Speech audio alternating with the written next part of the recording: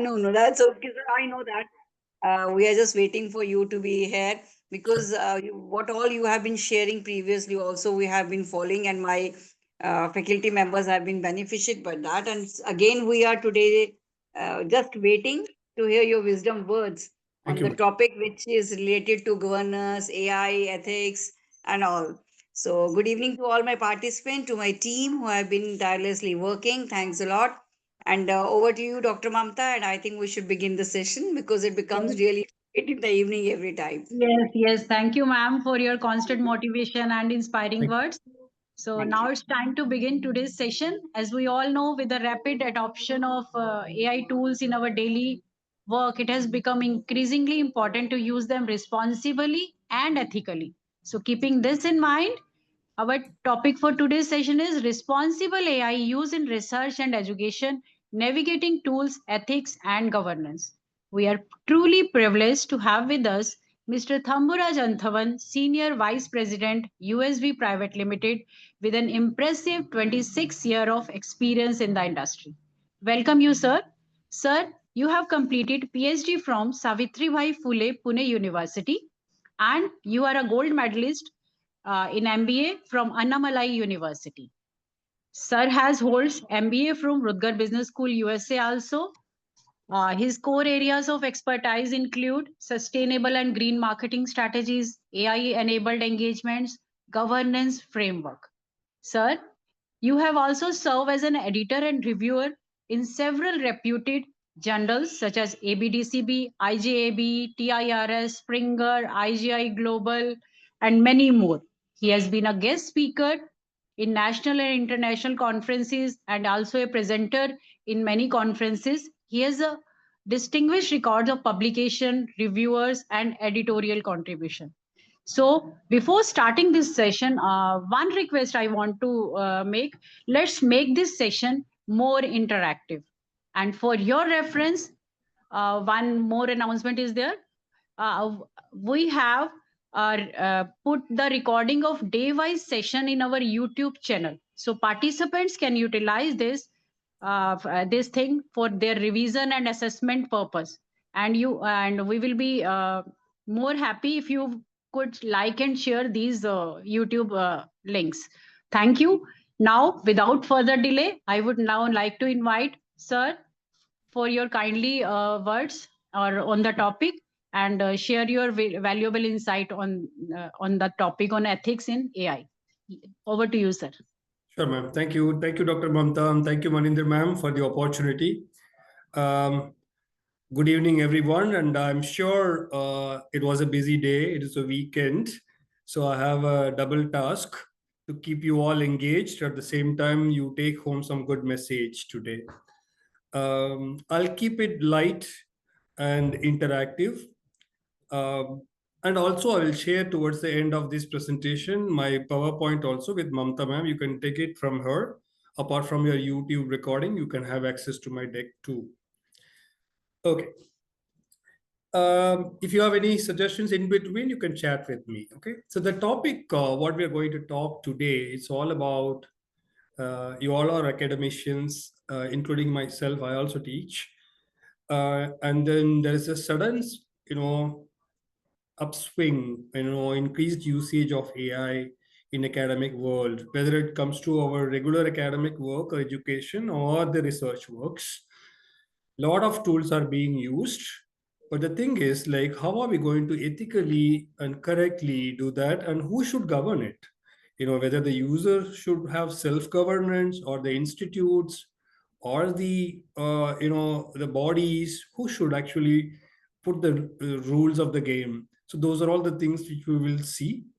This is an evolving space, so therefore whatever you hear today may or may not be relevant after 1 year, but it's not a bad idea to get ourselves updated. This is going to be a 1.5 hour session. So initially, I will give you some initial glimpse of some use cases from universities across the world, how AI is coming as a part of our daily workflow. And then we will see a little bit about what are all the tools currently people use with respect to teaching, with respect to research, You can take a screenshot time being, but I will also do a live quick demo. But the most important piece is this: how do you kind of ensure academic integrity in whatever we do, and how are we going to impart governance and institutional readiness to embrace this change? As I understand, a lot of you are all already teaching faculty at senior positions. Some of you are at very higher positions. So you can always influence your institutes, your bodies, your institutes policies with respect to AI, embracement. So we will talk about it, and then finally we will have a quick closing remark. Right. Why are we, first of all, we are talking about it? So, Madam has mentioned already, Dr. Mamta and Maninder ma'am also made a mention. This particular FDP is designed in such a manner that all the faculty members like us, we are all digitally fully equipped, acquire this new skill, and also kind of use technology in our day-to-day life. And we don't want to be kind of when our students are going to be using our AI tools, as faculty we can't be saying that I won't be using it anymore. So it is going to be a changing paradigm. So therefore, along with our students, we will have to embrace AI tools too.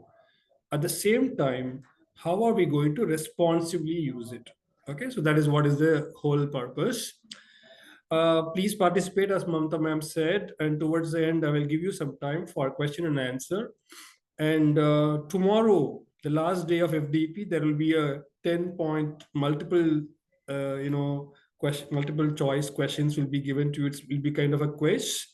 You will be required to attend it. So if you are participating in today's session, you will be easily able to crack these 10 sessions.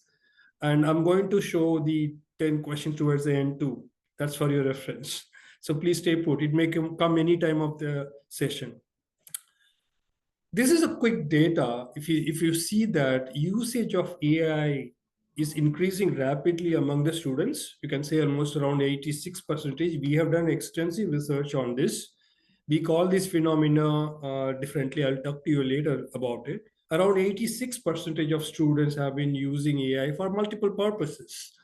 Even among the faculty members, from school, from undergraduate, from higher education, all the institutes, the faculty members have started using it in the past 2 years very extensively.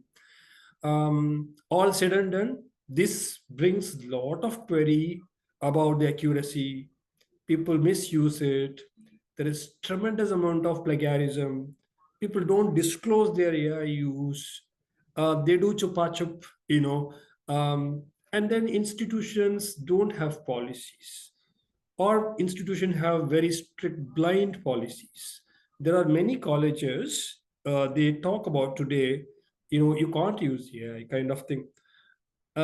Such institutions numbers are coming down. You can't be saying that anymore. You will have to facilitate and accommodate the technology coming in our way. For example, when mobile phones came, mobile phones became part of our learning too.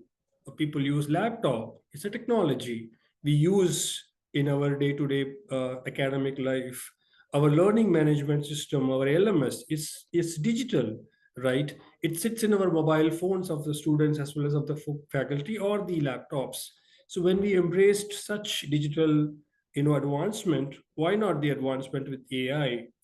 But it is saying is easy, but it is difficult because the amount of the malpractices which AI can bring is tremendous. That's why this topic, why we will have to put in some breaks so that people use it ethically. We call this phenomena bring your own AI. This is what is happening in universities and colleges and also in the companies today. I also work in company. uh, this is exactly like you bring your own device. Many companies change their rules. Initially, for example, this is my phone. This phone was provided in the past by the companies. Even the laptops I use or we use used to be provided by the company. Nowadays, policies are changing because, like, I have my own preferences. I want to use Android. Now, company will give me an Apple. Now they are giving nowadays the freedom to use our own devices. So we call that phenomena as bring your own device, BYOD. Now that is old. Now the new phenomena is what we call it as bring your own AI. In all our mobile phones, when we come for work, in our colleges, we use our Chat GPT, Gemini, left, right. So this is our own AI. Today, I think, except only very few institutes, nobody is providing the enterprise or institutional AI. So we all are using our own AI to do our office work or the college work, including the students. There is tremendous amount of leakage of sensitive information. When we upload our information in these tools, it is harmlessly done. People don't think that it is bad. But the thing is, the AI companies use our data for training their tools. So, example, you are from one college and you are using the very sensitive proprietary information of your college.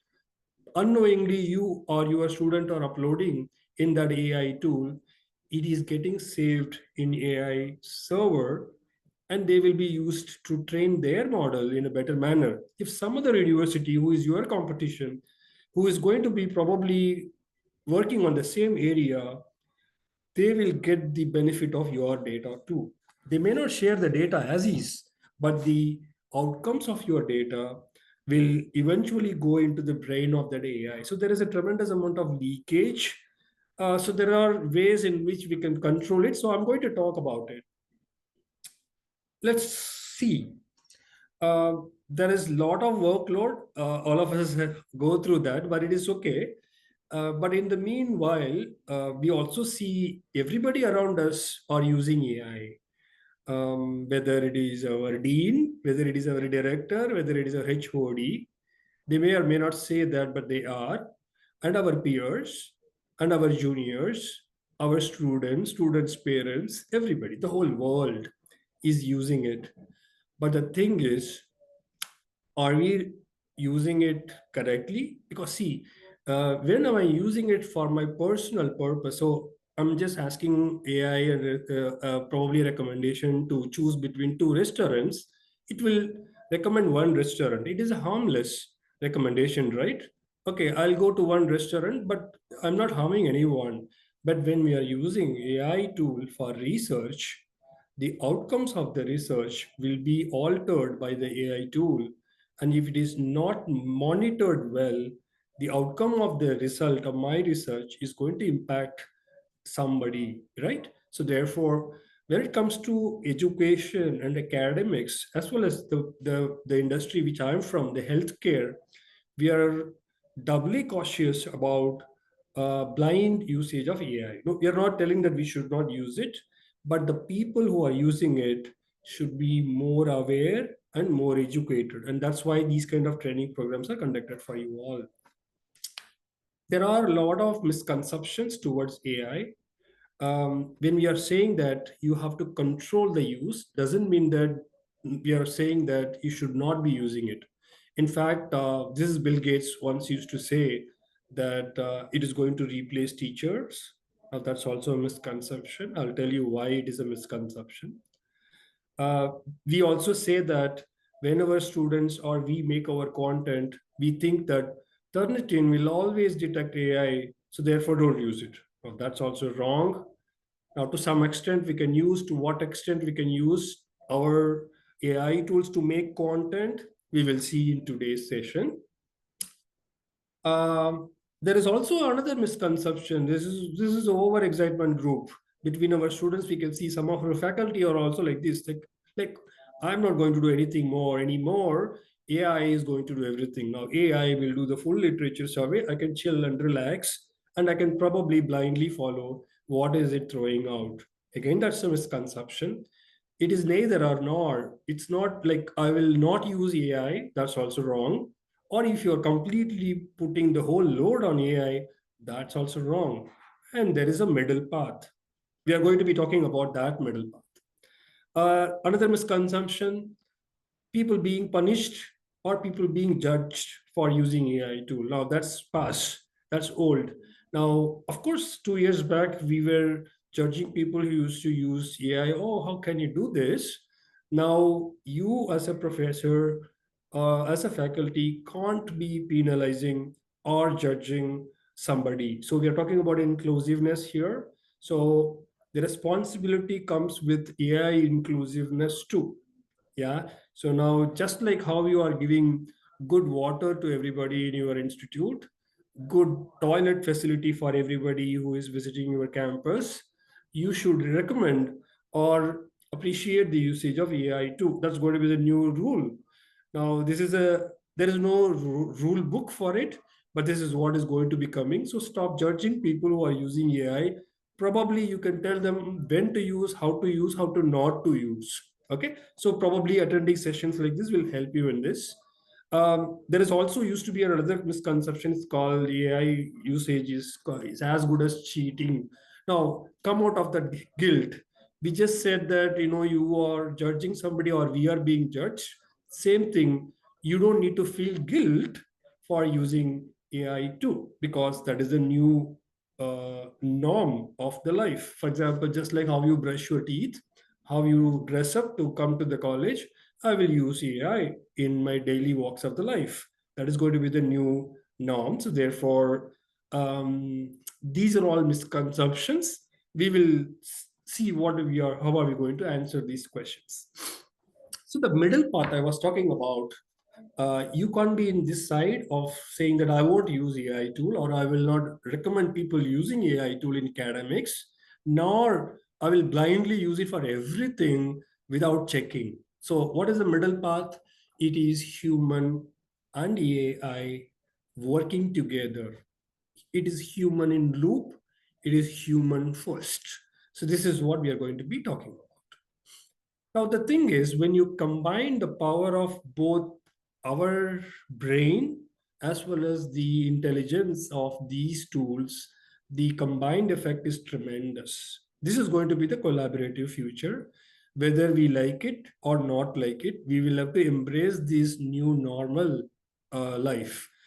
All our workflows, whether it is research, whether it is research proposal writing, whether it is thesis writing, simple literature survey, case studies, presentations, your lecture notes, your evaluations, your exam preparations, everything is going to be human and AI hybrid based workflow. Yeah. So the advantage, what we have, the human brings a lot of judgment, the power of experience, the strategy, the brain, and the insight, while the artificial intelligence brings tremendous amount of data beyond our imagination. um, People stopped going to libraries nowadays, which is totally justified, because if you go in person to a library and read some 100 books over a period of 1 month and come out with one research proposal, your AI tool can do it in 3 seconds. But that doesn't mean that AI only can do that. Somebody should contextualize that need and then guide along, work along with AI. Then probably you not going to a library and spending 1 month is justified. So you're going to save a lot of time because it is speed, it is precise, and of course the output also will be better. So situation one, you doing the traditional manner, I will read 100 books and I will come out with a research proposal after 1 month. That is your output one. Output two, I will not do anything. I'll just give one simple prompt and I will ask AI to do everything. That is your output two. Your output three is you are giving your work first as a prompt. You do your due diligence, your homework first, your work, whatever your inputs, then work along with AI, check, monitor, uh, iterate, improvise, and then together you and AI bring out one output. That is your output number three. Now, if you ask me which output is going to be the best, is the third output. Of course, not the first one. The pure human thingy is gone. The pure AI is past. It is unethical. And the second one is now totally ethical. if you are the first person to initiate and if you are checking everything what it is throwing out. So this is our own publication. Now this is going to be the future. As I'll just pause for 1 minute here in case if you have any questions, if my speed is correct, if my communication is appropriate, you tell me. Otherwise, if you want me to reduce my speed, you can tell me now also. Going good?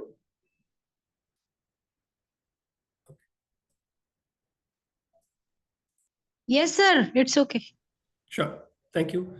Right. So we will move ahead. Now, what we'll do is now, as I promised, I will give you some interesting global case studies from different colleges, just only 5, to give you a premise of what's happening around. Why are we attending these kind of programs, FDPs, and why ethical thing is coming as a forefront. Now, this is a use case from Arizona. Now, this is from United States. What they have done, now they have tied up with ChatGPT. Now, along with ChatGPT, they have given access to more than 20,000 students. Now, I think it has reached 1 lakh students of Arizona University, ASU. Now, what they're going to do is they have trained all their students, officially allowed them to use ChatGPT for academic purposes, whether it is writing, whether it is writing a research, project work, group works, creative works, presentations, classroom assignments, everything can be done with the help of ChatGPT. Now, this is going to be the future. Now, uh, they have trained both faculty as well as the students, and all the outputs which are coming from this university are AI augmented.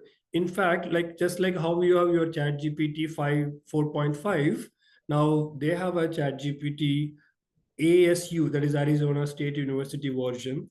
All their documents are uploaded in there, and then student can use that. Now, the advantage with this, we call it as an enterprise, account.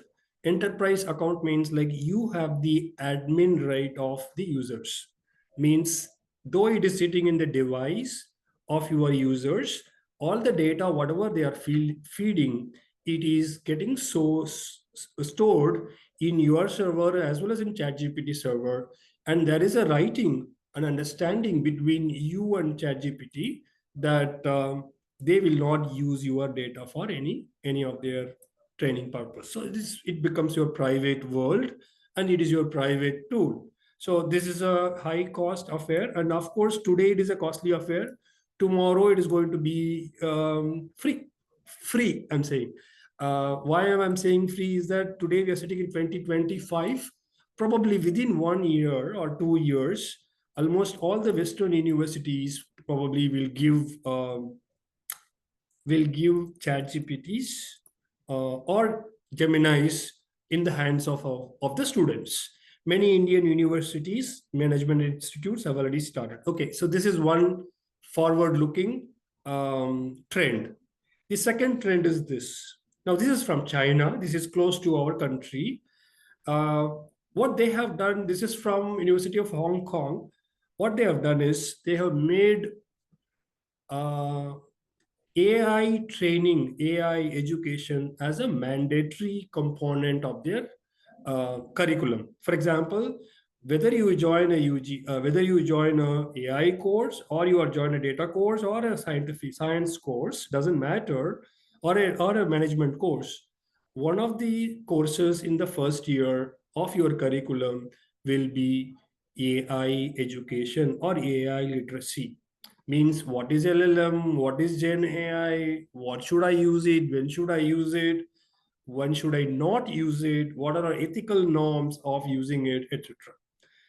So now again, my request to you is that what is going to be coming now is in future, in all your curriculums, this subject is going to be one of the subjects. Just like your sustainability is just sitting on your all your mainstream curriculum, your AI literacy should also be sitting in your curriculum. Now, if you are the decision maker to design the curriculum of your institute, talk to your team, otherwise talk to your bosses and try to include it. And this becomes your talking point, probably among your students, among the faculty, probably it becomes a marketing tool for you. One side is that benefit. Second is your students and your faculty will become very, very, proficient in using these tools ethically. And then as an organization, as an institute, then you will be ahead of the curve. Okay, so this is the second trend which is coming. Please embrace it if you have power in your place. Otherwise, talk to your bosses about it. Here is another case. This is Harvard. Now, this was before everybody else, even before Arizona. Now, Harvard came out with their sandboxes. Sandbox is something similar. What happened is they had a package of Gen AI tools, which included ChatGPT, Claude, Gemini, and Llama. What they did is they call it as Gen AI sandbox. So they had this sandbox, means they had the tie-up with these organizations, and they have given access of these tools to everybody in the institute. Not only that, they have trained everybody, and then they have given use cases. These are all the 1, 2, 3 situations where you can use it. In fact, they have been replacing all their assignments, assessments, um, midterm assessments with Gen AI projects. So this becomes a new skill. Again, this is going to be coming to you. I have an Indian example. I'll talk to you in some time. So again, this is very similar to Arizona. Now, here is one interesting person. Now, he's one world famous academician like you and me. We are not world famous, but he is world famous. Why did he become world famous? Because he said that all the MBA students who are studying under him in his Wharton University should use AI tools in assignments, and then he also trained them how to use it. So it's not that like blindly I will upload my assignment to the AI tool. He trained all the students on um, how to use the AI tool and then bring out the best assignment outputs forward. So that was ahead of time in 2023. He did that.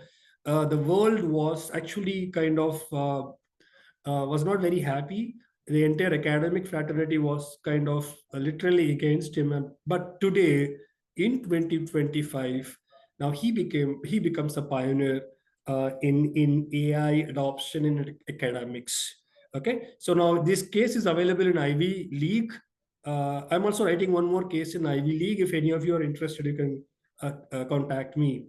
So now, Professor Ethan said that it's not only a basic skill, it is very necessary thing like your Excel sheets and calculators and Instagrams of the world. Also, he gave a lot of workflows for the teachers to use AI tool. So he is one pioneer. What I'm trying to say here is, if you are a management faculty, now you could be the next Ethan Malik if you are going to have this attitude among your students. Okay, students, I'm going to let you use assignment, but I'll also tell you how to use it.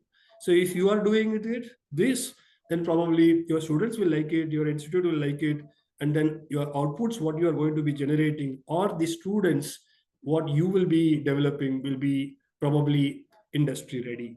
Because eventually, if you control the AI use when they are studying, when they come out and join the workforce, we expect them. I'm from the workforce, right? So I expect them to be proficient in AI tool. You control it. I expect high proficiency. The student, poor thing, is stuck in between. So therefore, it is your responsibility to develop that skill and proficiency when they are in college, when they are doing your assignments in an ethical manner. I'll give two more cases and then we'll move to the other parts. Here is again another example. Now, this is from United States too. What they did was they have introduced AI assisted writing and debate modules. So this is for faculty. Now, many a times faculty struggle a lot in generating in content creation. Now, content creation, developing assignments, developing quiz, developing your lectures is a great task. And many of us still do that in old style. Now, not anymore, or probably we are using it at our home using Gen AI tool. But the thing is, these Yale University folks, last year onwards, they started using ChatGPT officially for faculties. Faculties were trained, faculties were told when to use, when to not use it, and they were also trained very well on biases, assumptions, hallucinations, missing logics, etc., so that their content is not stupid, but content is accurate and then ahead of the curve. That's how Yale University courses became famous. Faculty's life was made better. So this is going to be coming too. Now, if your institute may or may not allow this today, but by 2026, these advancements are going to come. Okay, this is my last example. This is from our own India. I'm writing this case along with IIM Ranchi. Now, IIM Ranchi is the first institute, to scrap the midterm exam.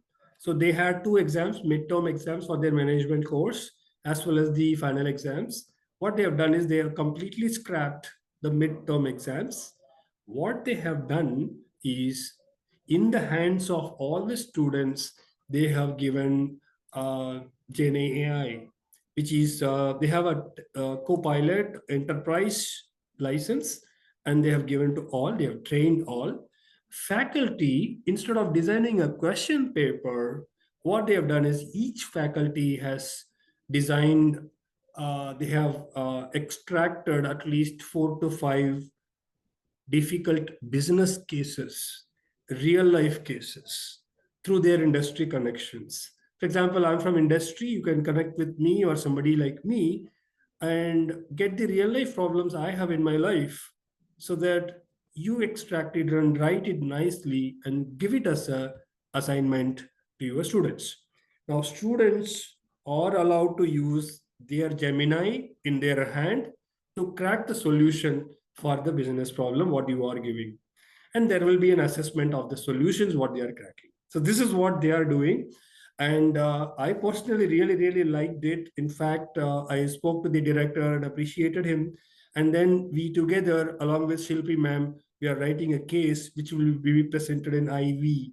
This is the first institute in India, as I am aware, that they have given an institute, that is Enterprise Gemini Copilot, to all their students, and they have scrapped one exam and they have replaced that with one AI based project.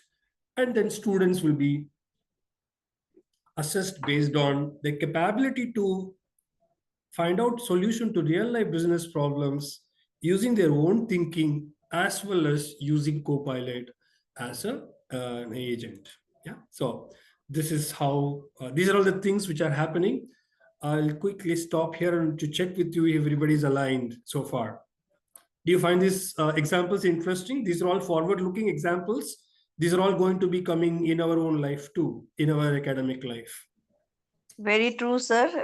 Dr. Thamura, this is what I was even expecting to hear, because these are, you are known for all these examples getting out of what is going on in different scenarios across us. And I think this is the best platform where we can just come across with the nutshell of what you have already discovered. That's great. We are really enjoying. Yeah. Sure. Thanks for the feedback, ma'am. Like, good to hear. Okay, so with that note, we will move forward. Therefore,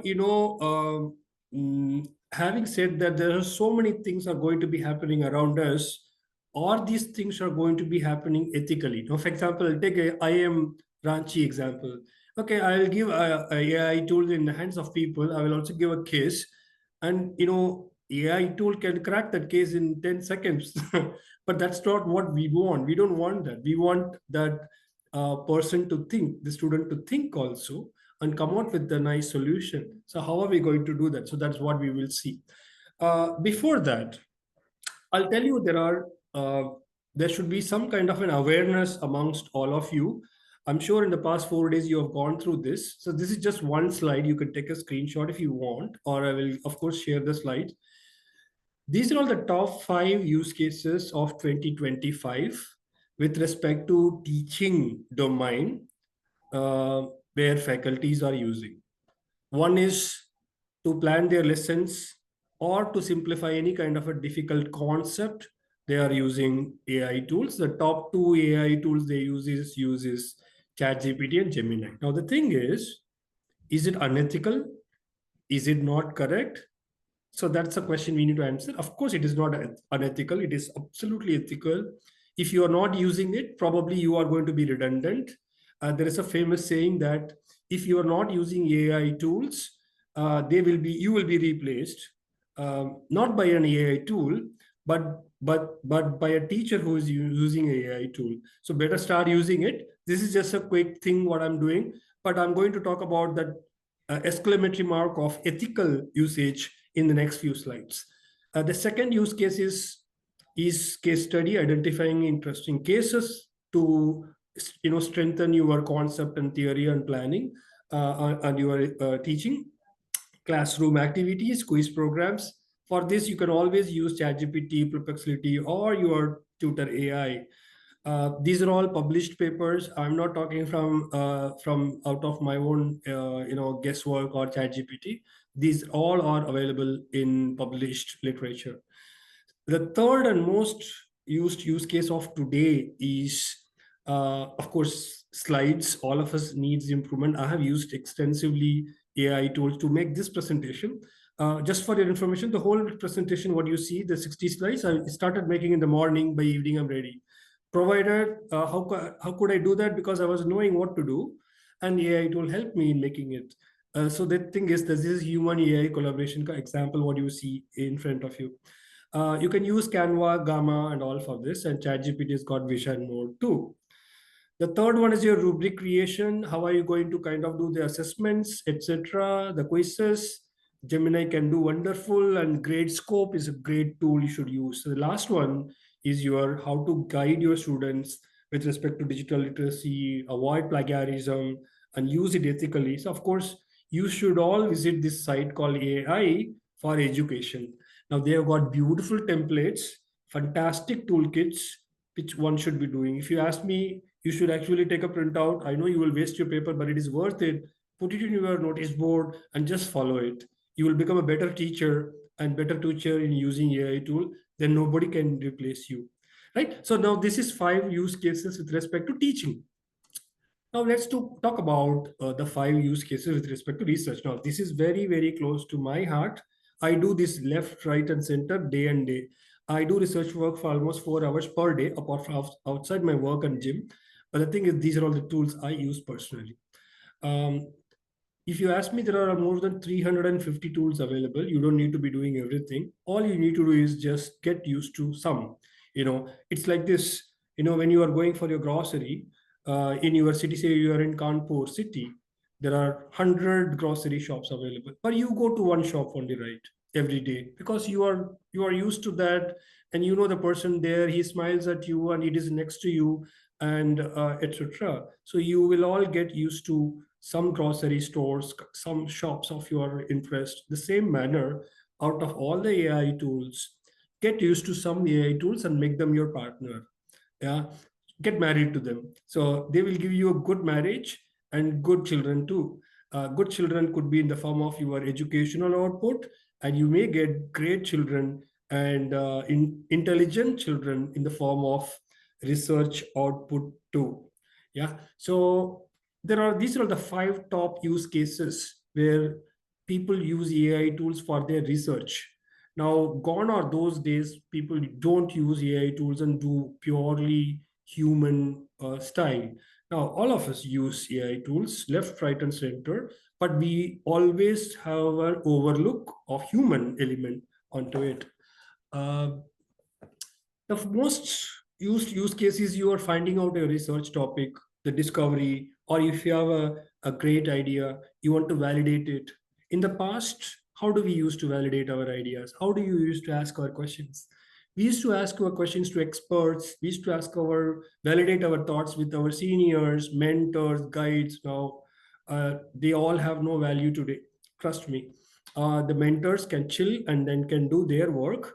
You can ask your doubts to these AI tools, whatever questions, brainstorming ideas you have. I'm sorry, I'm talking very modern, but this is fact. Um, whatever question you have with respect to your research you want to do. So example, you want to do a research in AI and ethics. How do I embrace it in my institute? So this is your topic. You can just give your thoughts. Just don't give this as a prompt. Give your thought first. That's why the human first prompt can come to Gemini.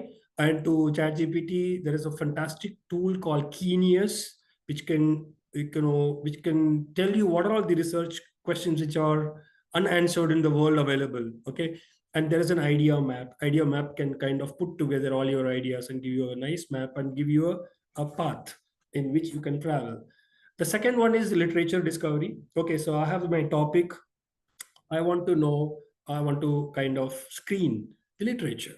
Again, the traditional wisdom is that you go to Scopus, you go to Web of Science, you go to, if I don't have access, then I do go to Google Scholar. Now, the thing is, how many of us have Scopus access? How many or do you think like Scopus covers the whole universe? Of course, Scopus and Web of Science is not the whole universe. They are good, and but they are not the representative of the whole world. Now I'm going to give you these tools.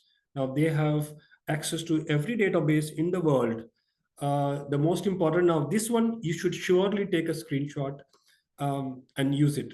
Consensus is one great tool which can give you literature survey in no time, and you can define the filters, you can define the year, you can define the quartiles. Now if you want to do only Q1 journal literature survey, you can just put a click, choose Q1 2020 to 25, and these are all the journals I want.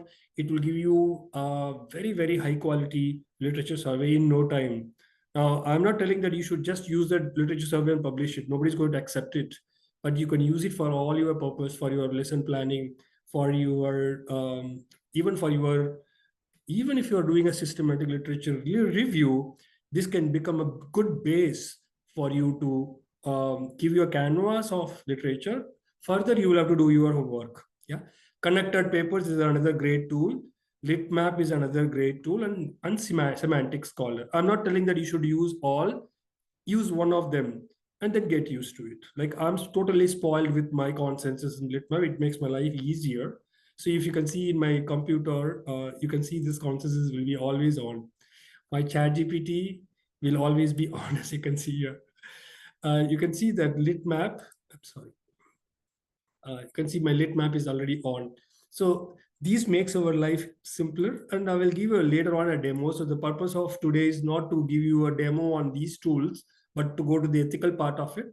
The second third important use case is extraction of information. So I may have 500 full text.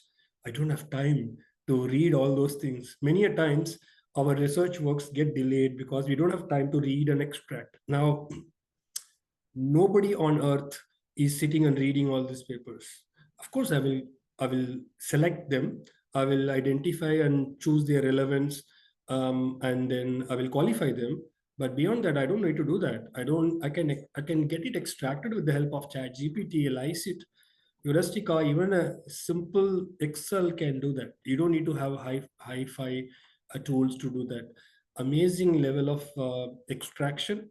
Once it extracts, then comes the human into play. Then you kind of thematically code it. You don't need NVOs of the world anymore today. Or the qualitative research becomes so easy because of this AI tool. Not only your quantitative, but also your qualitative.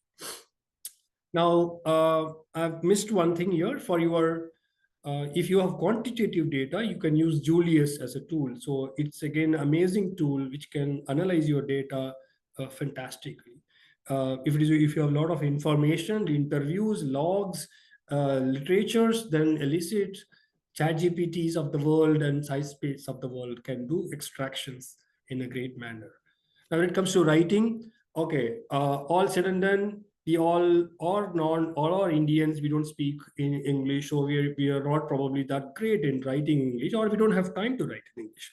Now, I'm a Tamilian, but my English is good, but I don't have time because my work schedule is so very high. So now what I do is I give my thoughts, random thoughts, a speech to ChatGPT and Jenny, and they write my papers fantastically. And of course, sentence by sentence, word by word, I check. Yeah, that's where the new age researcher coming in. And then lastly, integrity for verification. There also AI tools can help you. Your drill bits, your Grammarly, your paper polyad, your cross references, all these Turnitin, all these tools can help you make your work ethically right. Okay, so this is about the tools, 10 tools, what they can use. Um, I'll skip this part. I wanted to give a demo, but I'll go directly to the second part of our lecture. Before we go to that, the ethical, control of our AI use, I want you to have this Monday checklist. For example, now today is Friday. Monday, when we are going to go to your work, you should have at least one or two items from this checklist as an outcome of this FDP. See, you have spent 5 days, 5 evenings to attend this FDP. It should change the way you have been working, right? So, at least one of them, at least a small line in your syllabus about when and where AI can be used, how it can be used, or when to use AI when it is okay, and when you should not use AI. That kind of a clarity which you can share with your students, or you show the students how to use cross-reference or Zotero. Now everything is available in internet and YouTube. You first need to know about how using these tools first.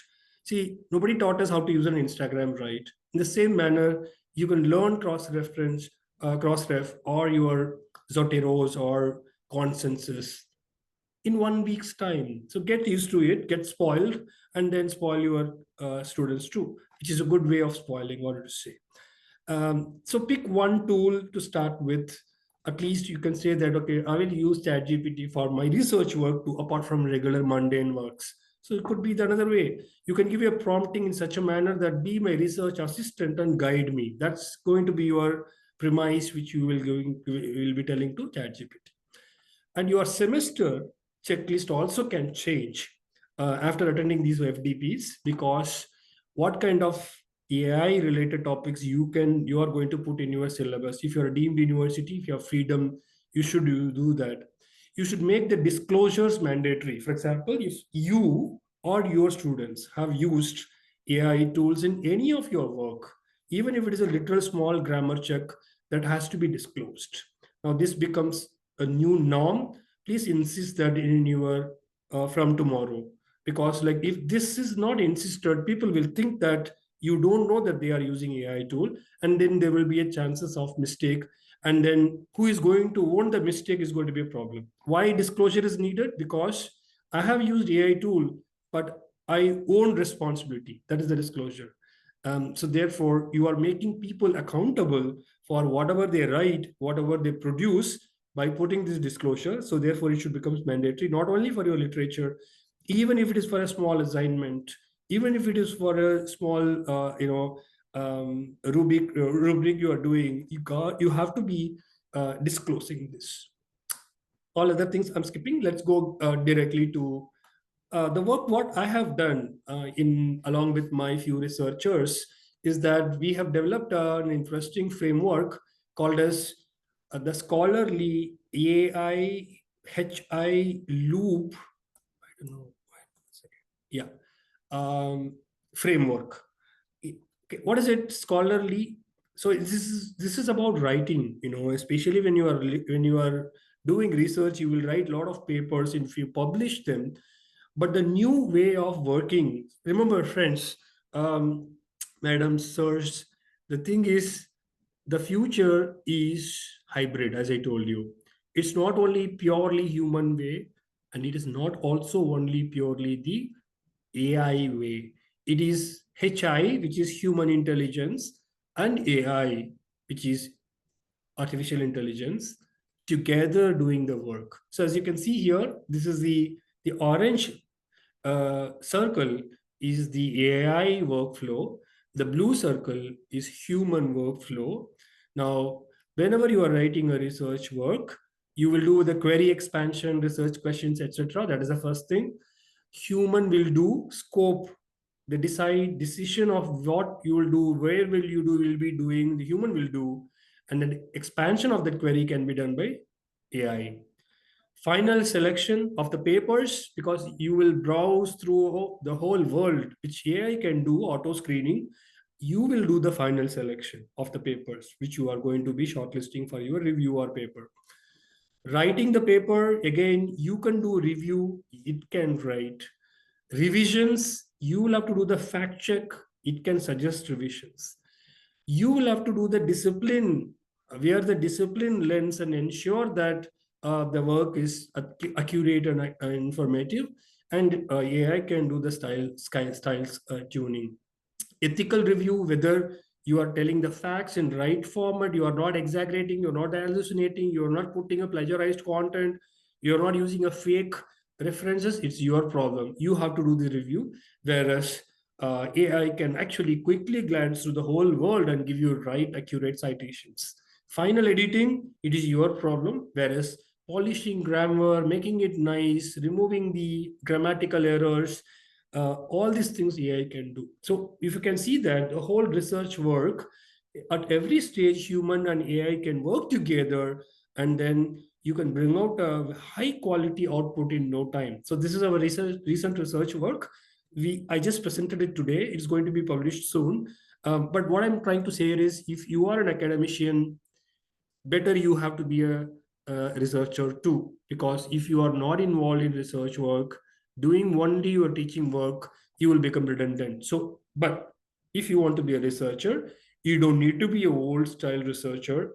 You have to be the modern AI hybrid researcher. So start using all these AI tools and it will make your life easier. I will share this paper. Probably you can go through it. Has got a lot of toolkits at different stages, a good hybrid workflow, which you may follow. You don't need to use my paper. You can use anybody's paper, but such workflows are coming in large number today.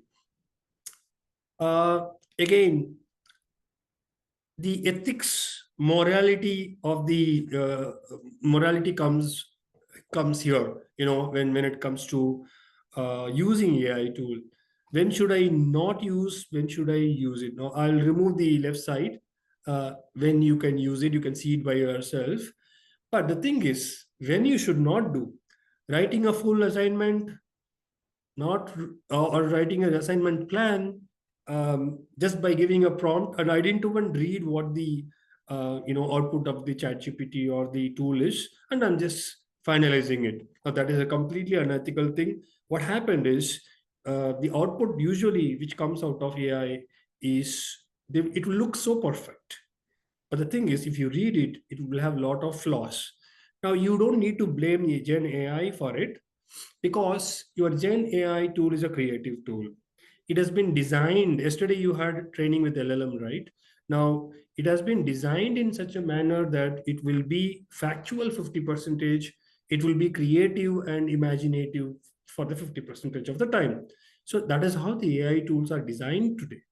Now you are using that tool and you are going to design your work, and you are blaming your AI for wrong output. It's not the correct thing. So therefore, it is your responsibility to adjust the temperature, get recheck, and then correct all the mistakes, improvise, etc.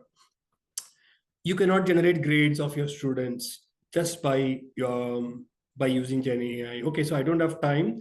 I have these assignments of my students. I will just upload it now. So, of course, the new age workflows will come wherein AI and you can do it together, but you need to have research to prove it. As of now, you can't be putting grades and feedback and evaluate your students' papers on that. Today, it is not there. Tomorrow, it is going to be coming though. You cannot kind of replace effort of your a student cannot replace his homework just by using AI. You will be able to find out. Plagiarism is a good tool to find out, but the thing is, like, the self responsibility is the most important thing when it comes to this. So example, these things, when it comes to research also, a lot of unethical things can happen. Usually when you are writing, Gen AI throws placeholder fake citations, and if you are just blindly believing the tool, and then probably you are taking it as a final thing, so then you are part of an unethical affair. um, you are letting the tool to decide the inclusion exclusion without you thinking wrong thing.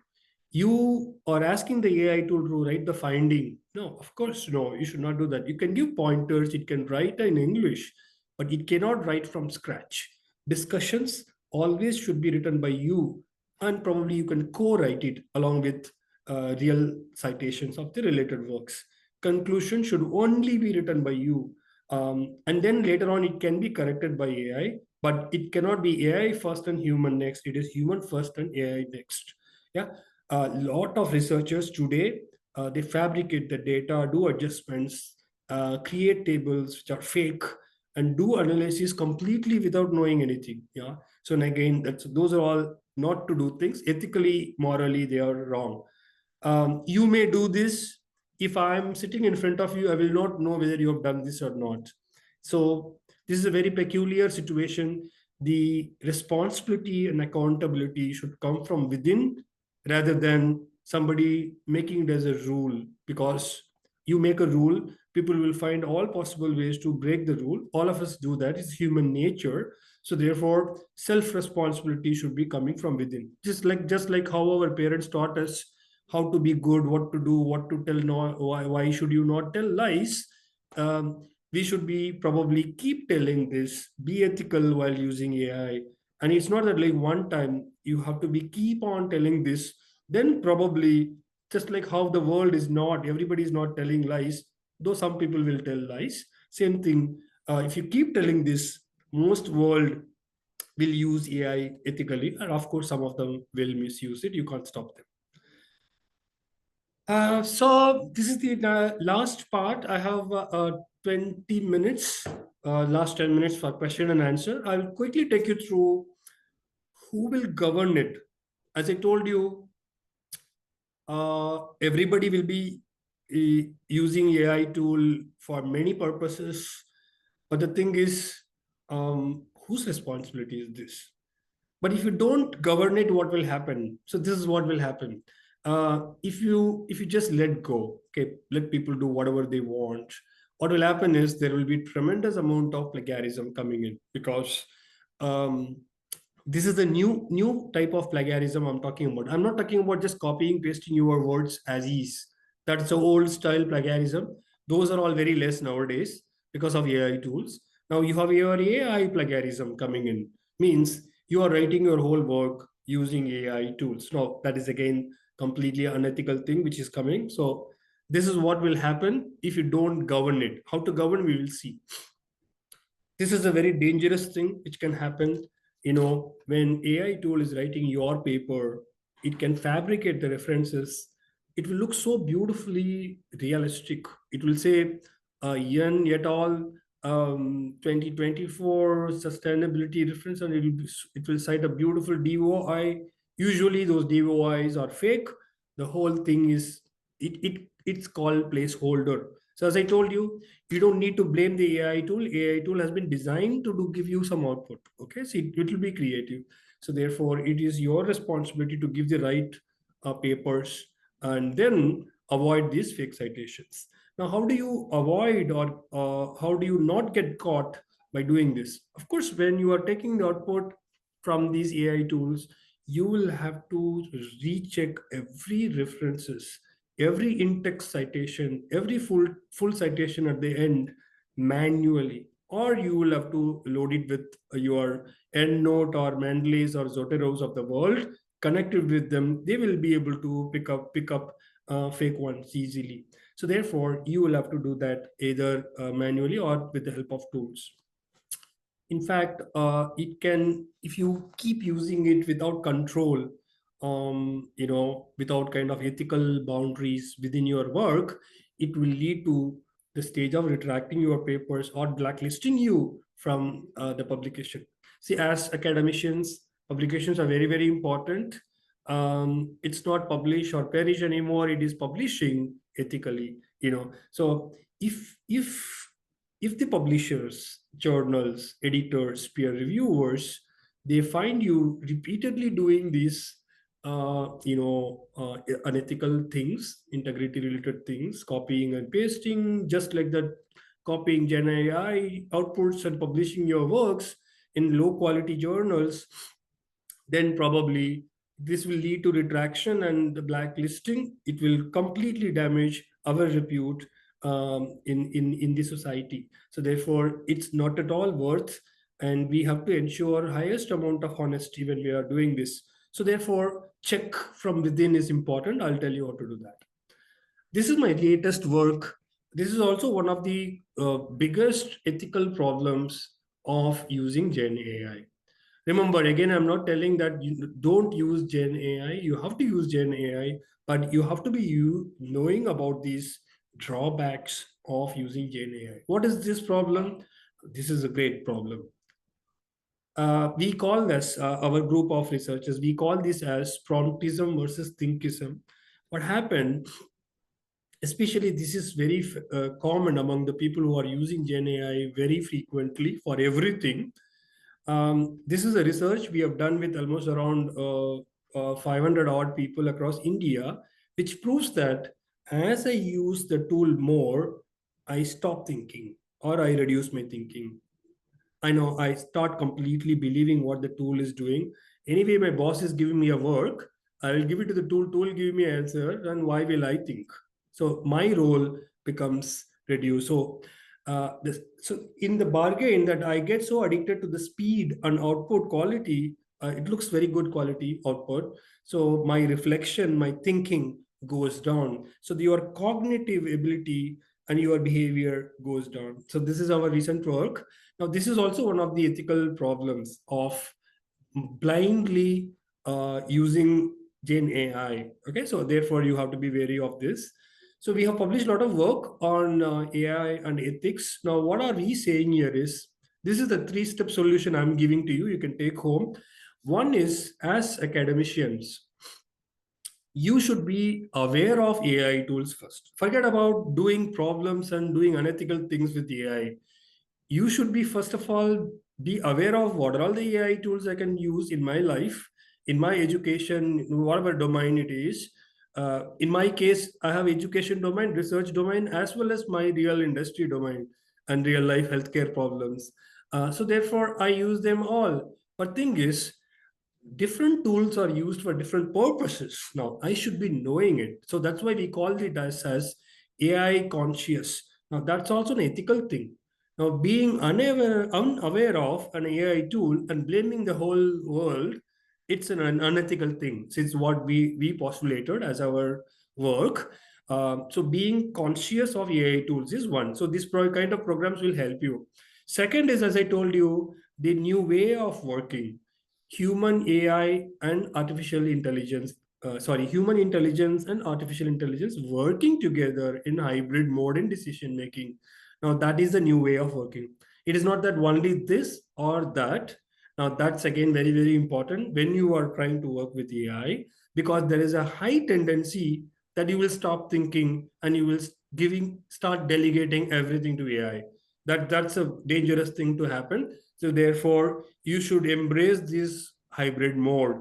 Last one is conscience. Conscience is your inner heart.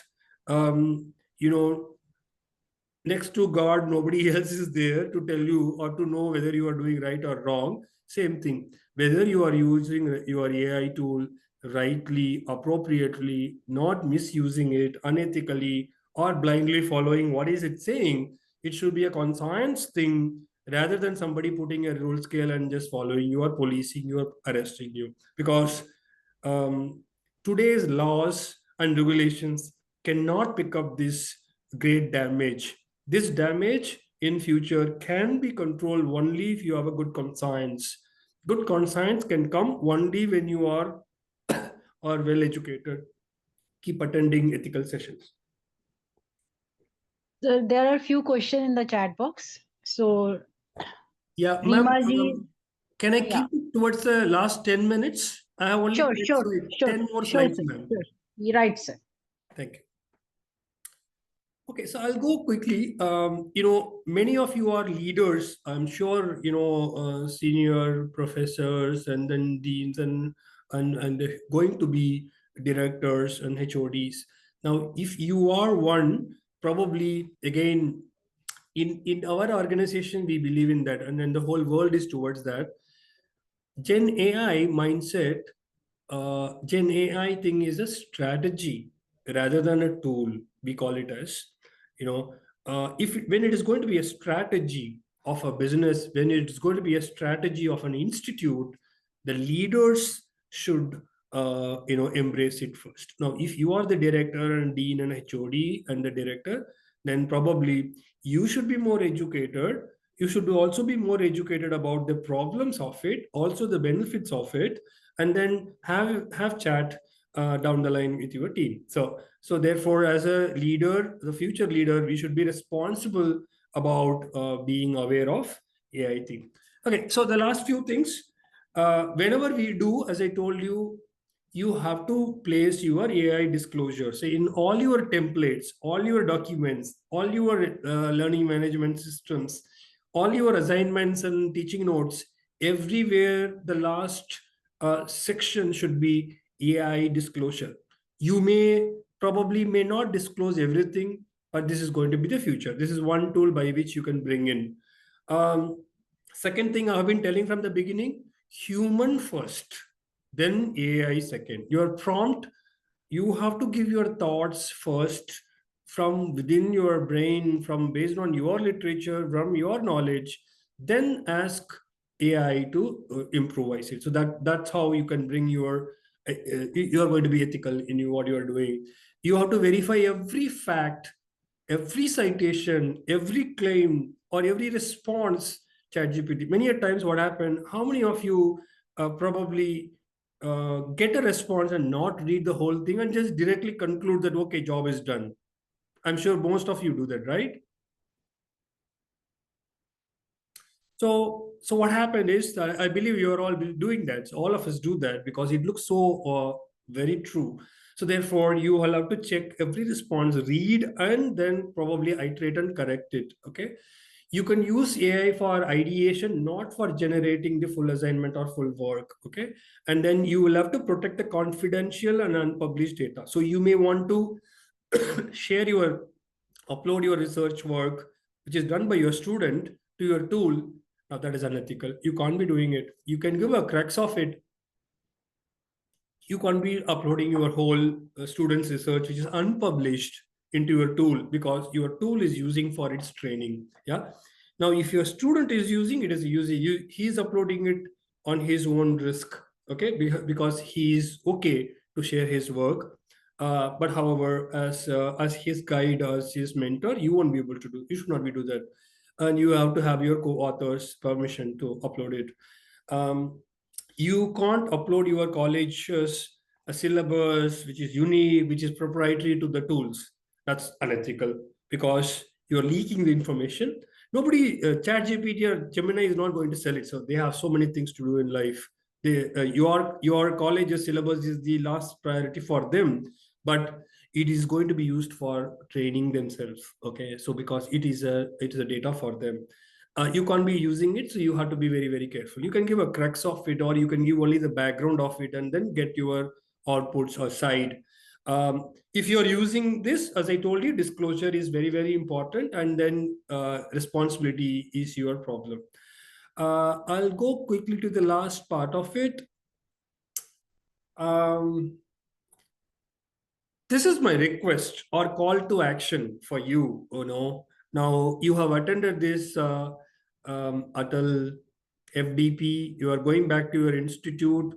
Probably your colleague, your peer, your senior, your junior, or your boss is asking, "What have you learned? What is going to happen? What is going to be the change?" Now, this is what my recommendation to you is. My recommendation to you is that you can form a group of people in your college, say a group of 5 people, one from teaching, one from IT, one from probably students council, one student, one boss, or somebody.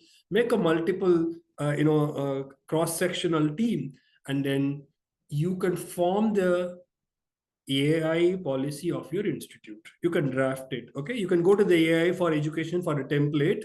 It will tell you example, what is the AI policy for your institute. It could be, what are all the use cases where students can use AI? What are all the students you should not be using for AI? Example, it is here. You can always use this. Yeah. What is a disclosure rule? What is a verification rule? How are you going to ensure that human comes first? How are you going to ensure outputs are human and AI related, etc.? So these are all the things which you can bring in. So what happened is you sit for a brainstorming round one, round two, and round three, probably within, of course, with the help of Gen AI and what's happening around you, you can probably devise one AI policy and publish it in your notice board also.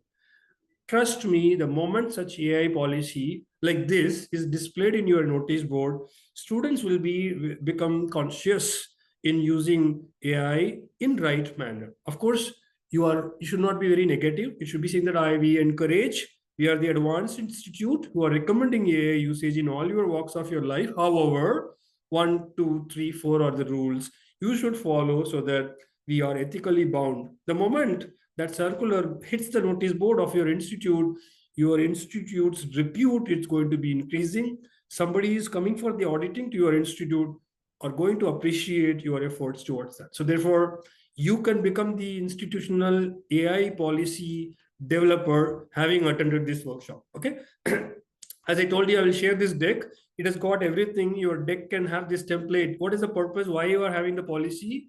What are the allowed use cases, etc., etc. And then it has to be verified and approved. And all said and done, our AI policy cannot be that like casted in stone. No, your today's policy should be reviewed every 6 months and then change as per the way world moves and as per the AI usage increases. Yeah. So therefore, you should come out with version 1 today, version 2 after 6 months, or after 1 year. People will come to you with the problem. So this problem part of the policy isn't working, then you can actually come out with version 2s of the world. Okay. So therefore, you can form the AI ethics committee also, just like your sports committee, just like your cultural committee.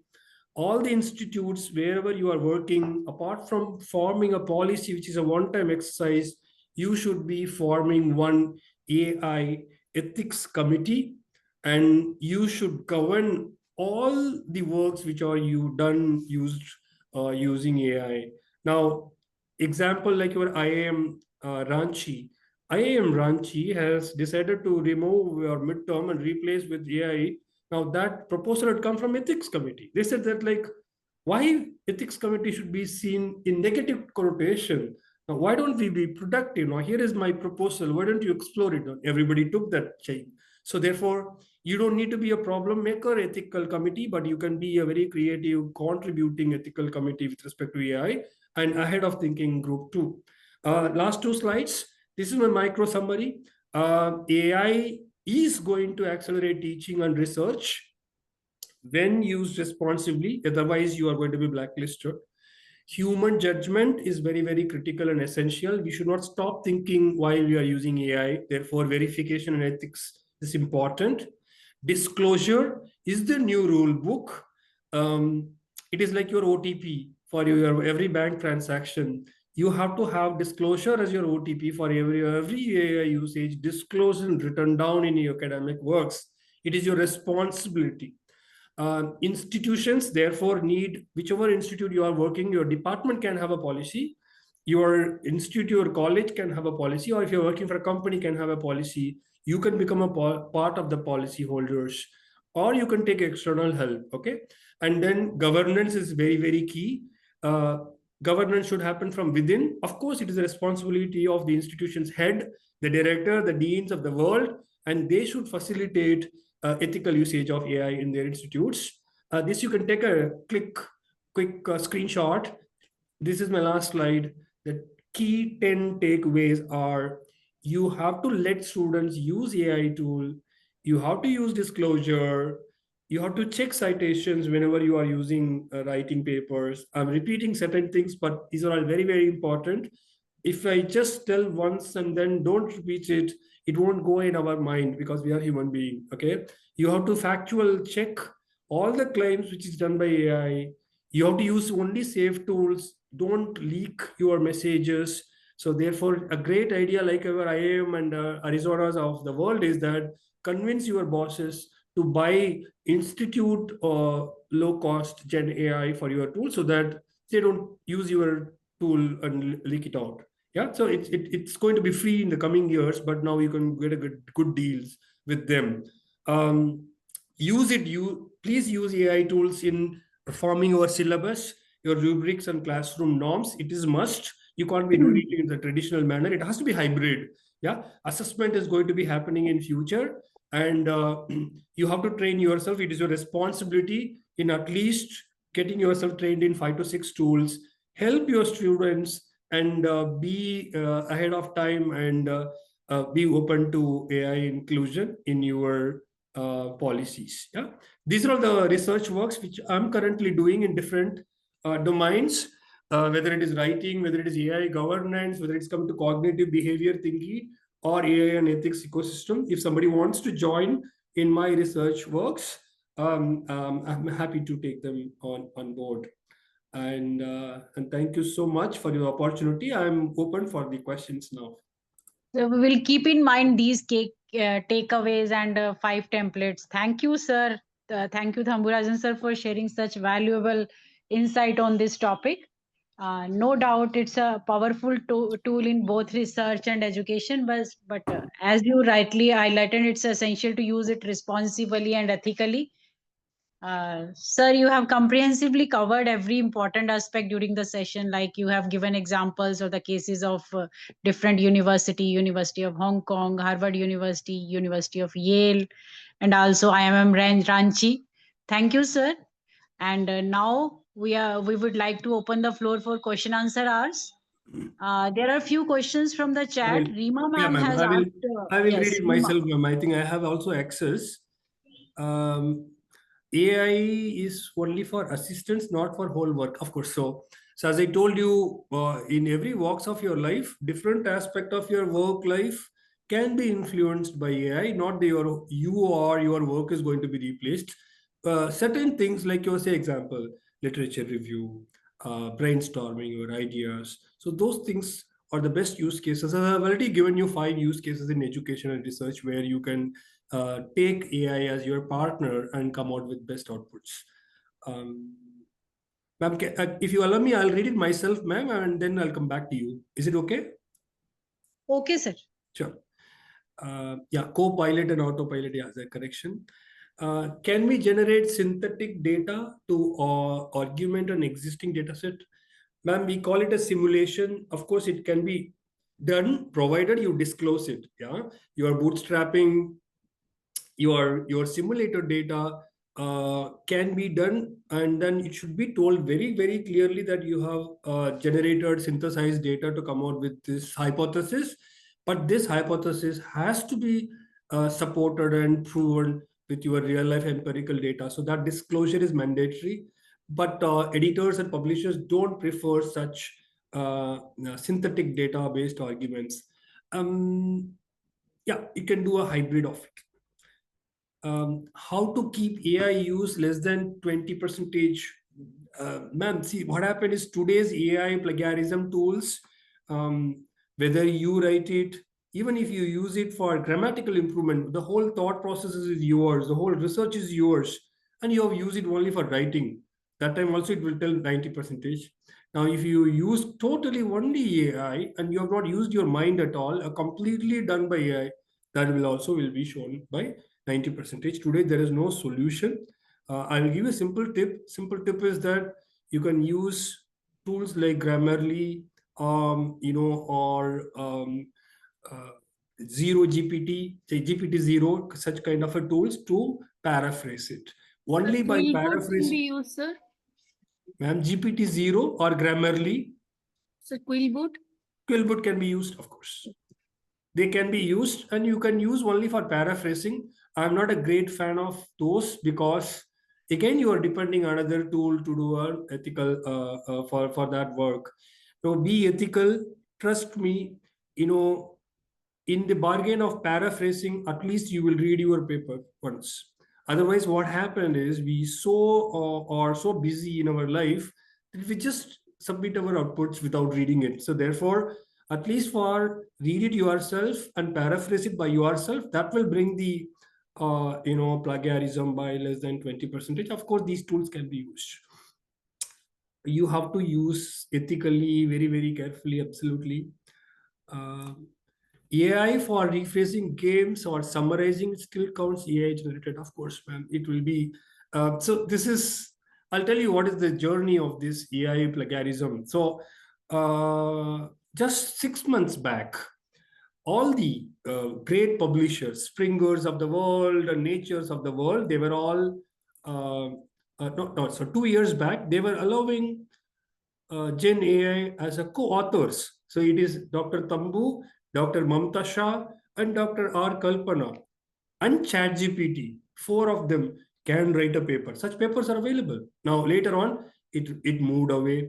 Then it says that okay, so you can use it. You should not use it. That's what everybody retracted. Zero usage, zero AI plagiarism. So now today, all the Springers, all your Nature publications allow any amount of AI plagiarism. You are allowed to use it, provided you disclose it, provided it is your own original idea, provided it is your own original data. Data is available and uploaded and it is accessible, and you have a link provided to that.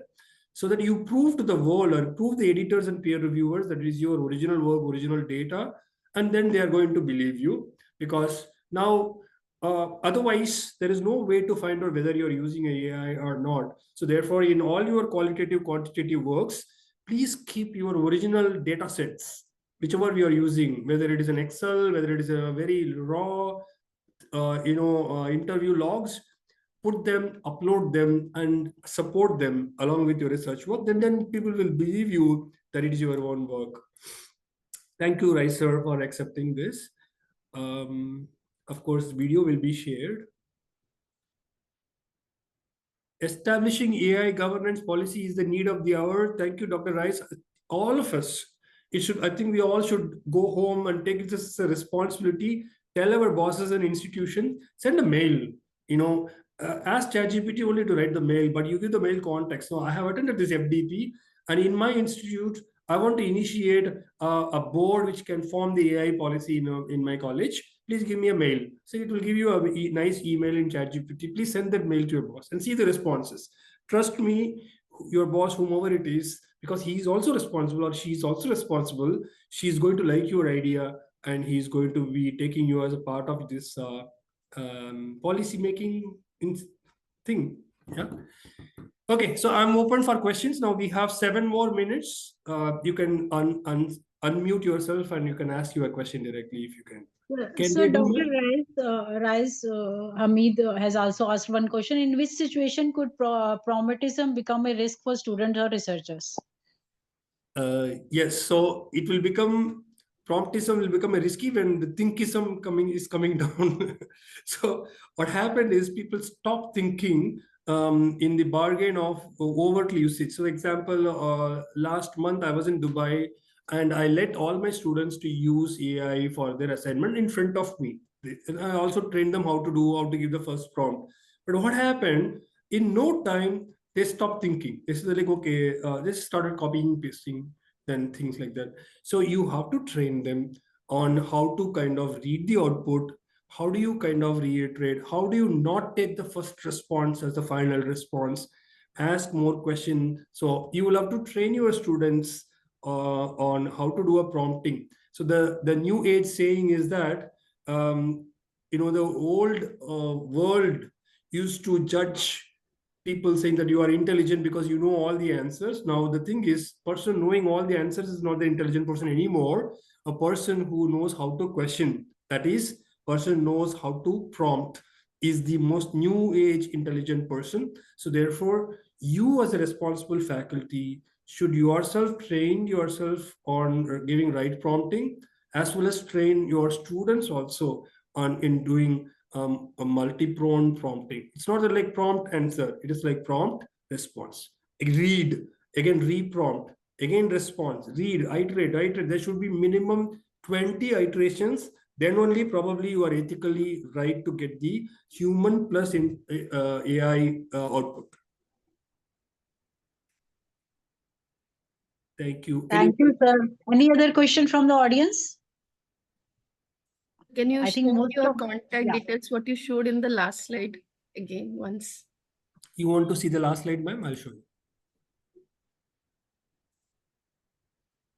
you. Is it the top 10 thing you're talking about, or this one?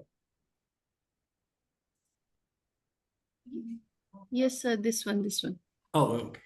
Yeah, so this has got my contacts. You can connect with me in my LinkedIn in case in future you want to work with me in terms of your research or Thank you so much. any kind of questions you have. You can always ask me, reach out to me in LinkedIn.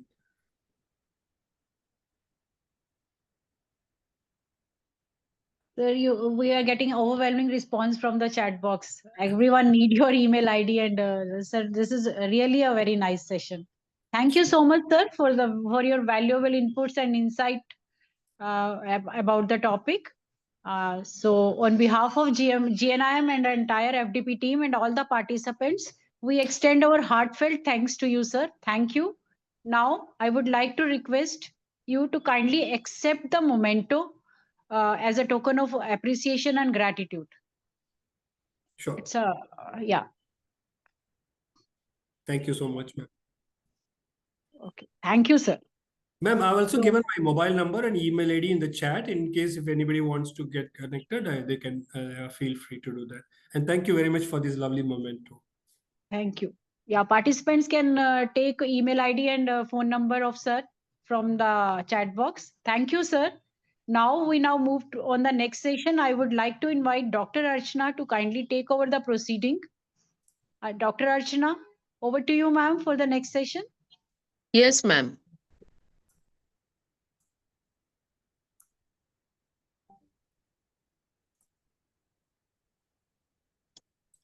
Waiting for the speaker.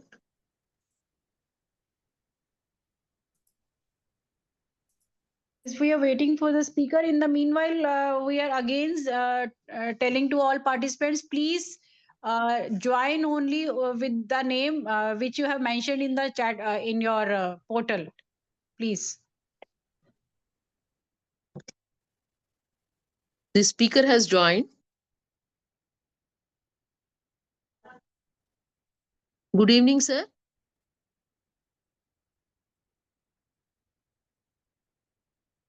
Hello, ma'am. Oh. Good evening, all.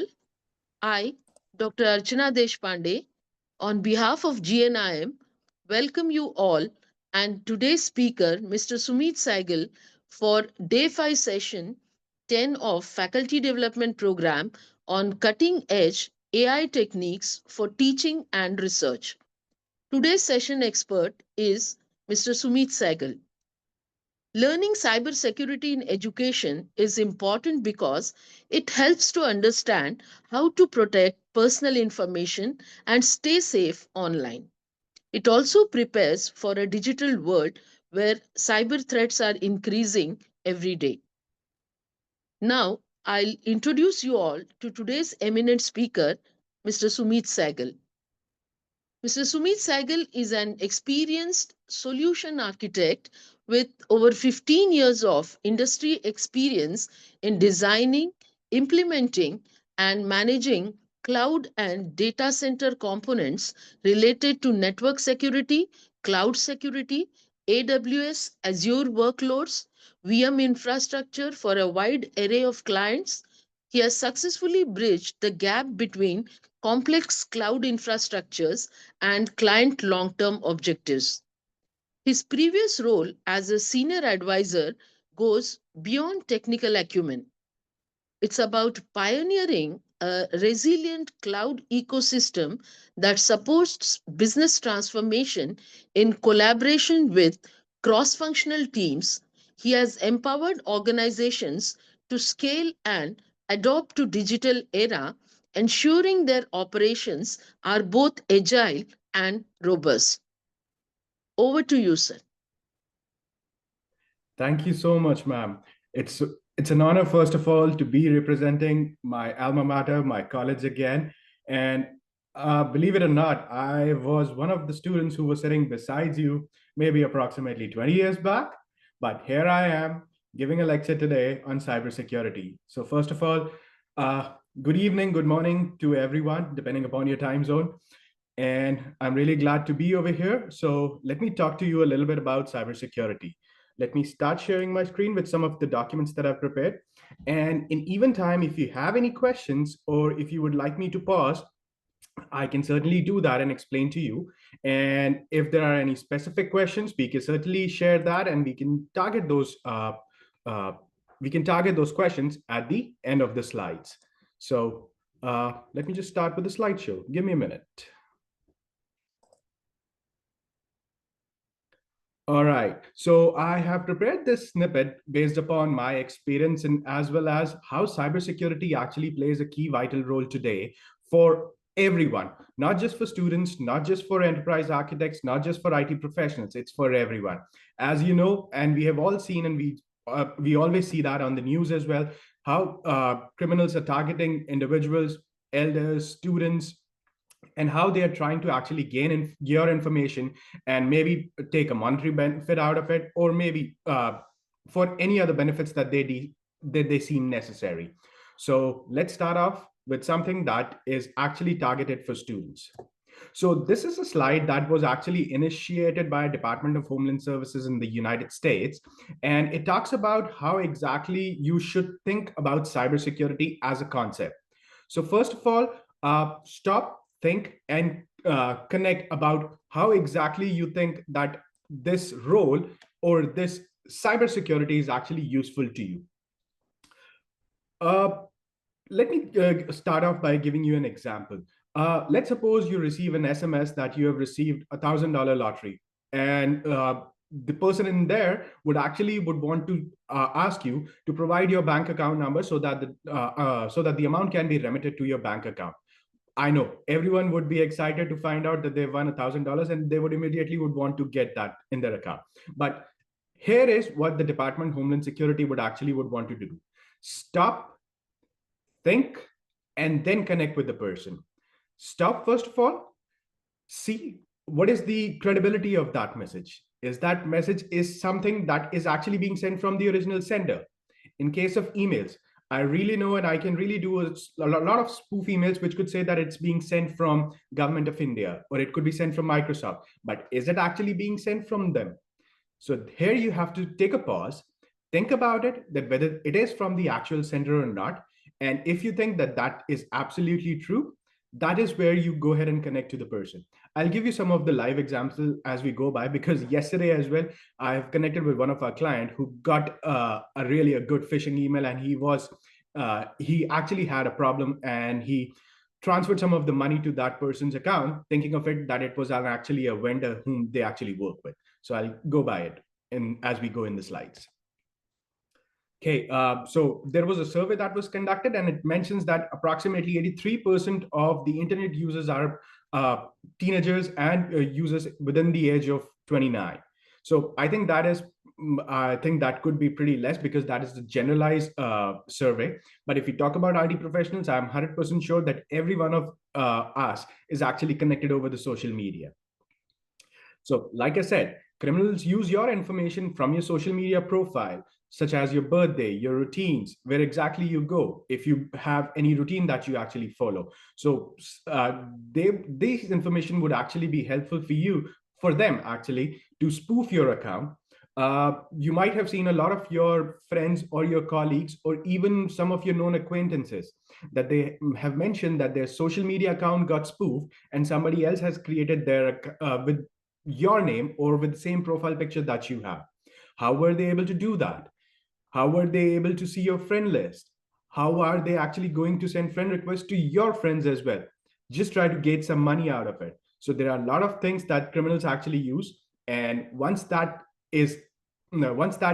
steps that they actually take comes into the environment and everyone knows about it, that is where they stop that thing and go to a different way. So let's start off with the next slide. All right, social media use. We have a habit as a human, we would want to show the happy side of our life. People would want to show where exactly they went. Like if you went on a Dubai tour, or if you went on a US tour, you would want to show the pictures that you've clicked over there. I know everyone would be interested to see that as well.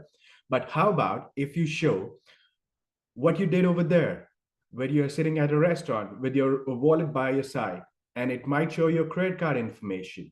What about any of your ID cards that you have on your neck, whether you have your personal details over there.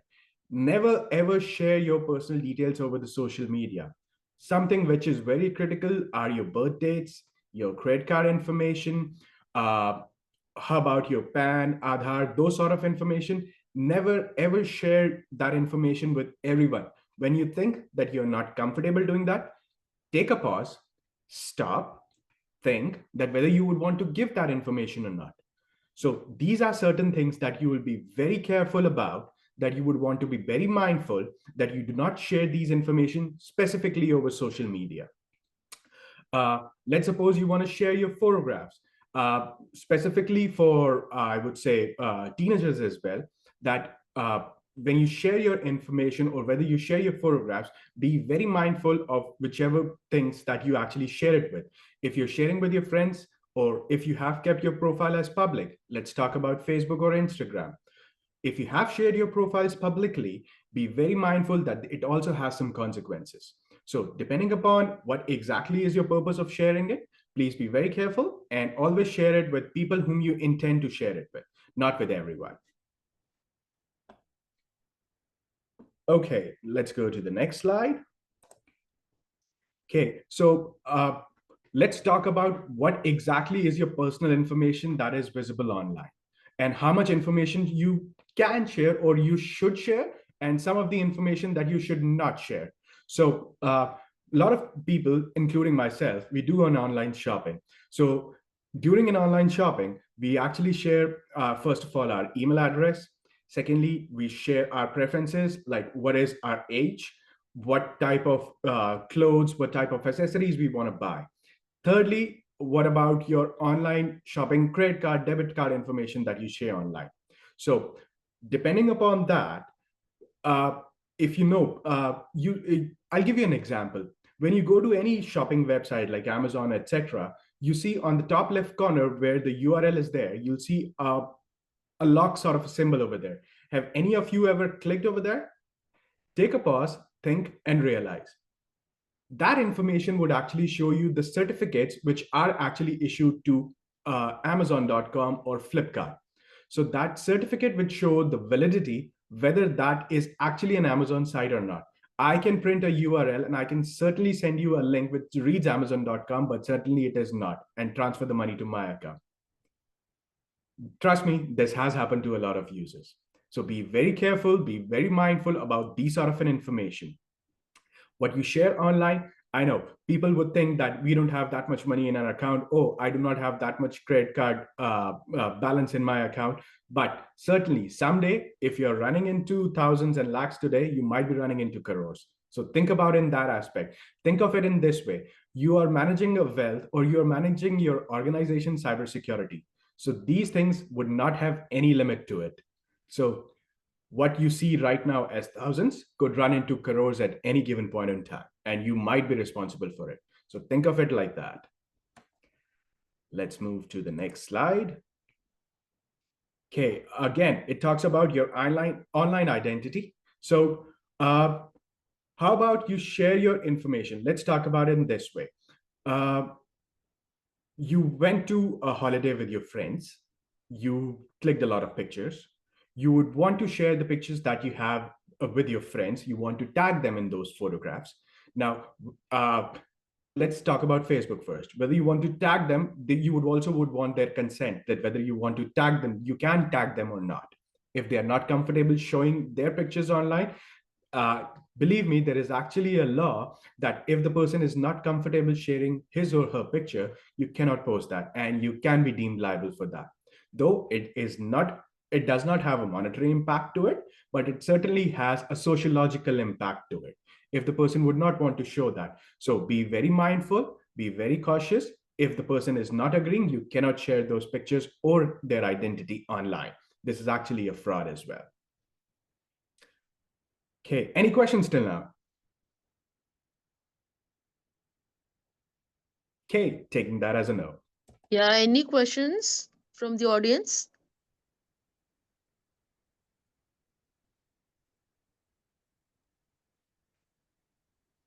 Good All evening, right, sir. This is proceeding Dr. forward. Parveen Kumar.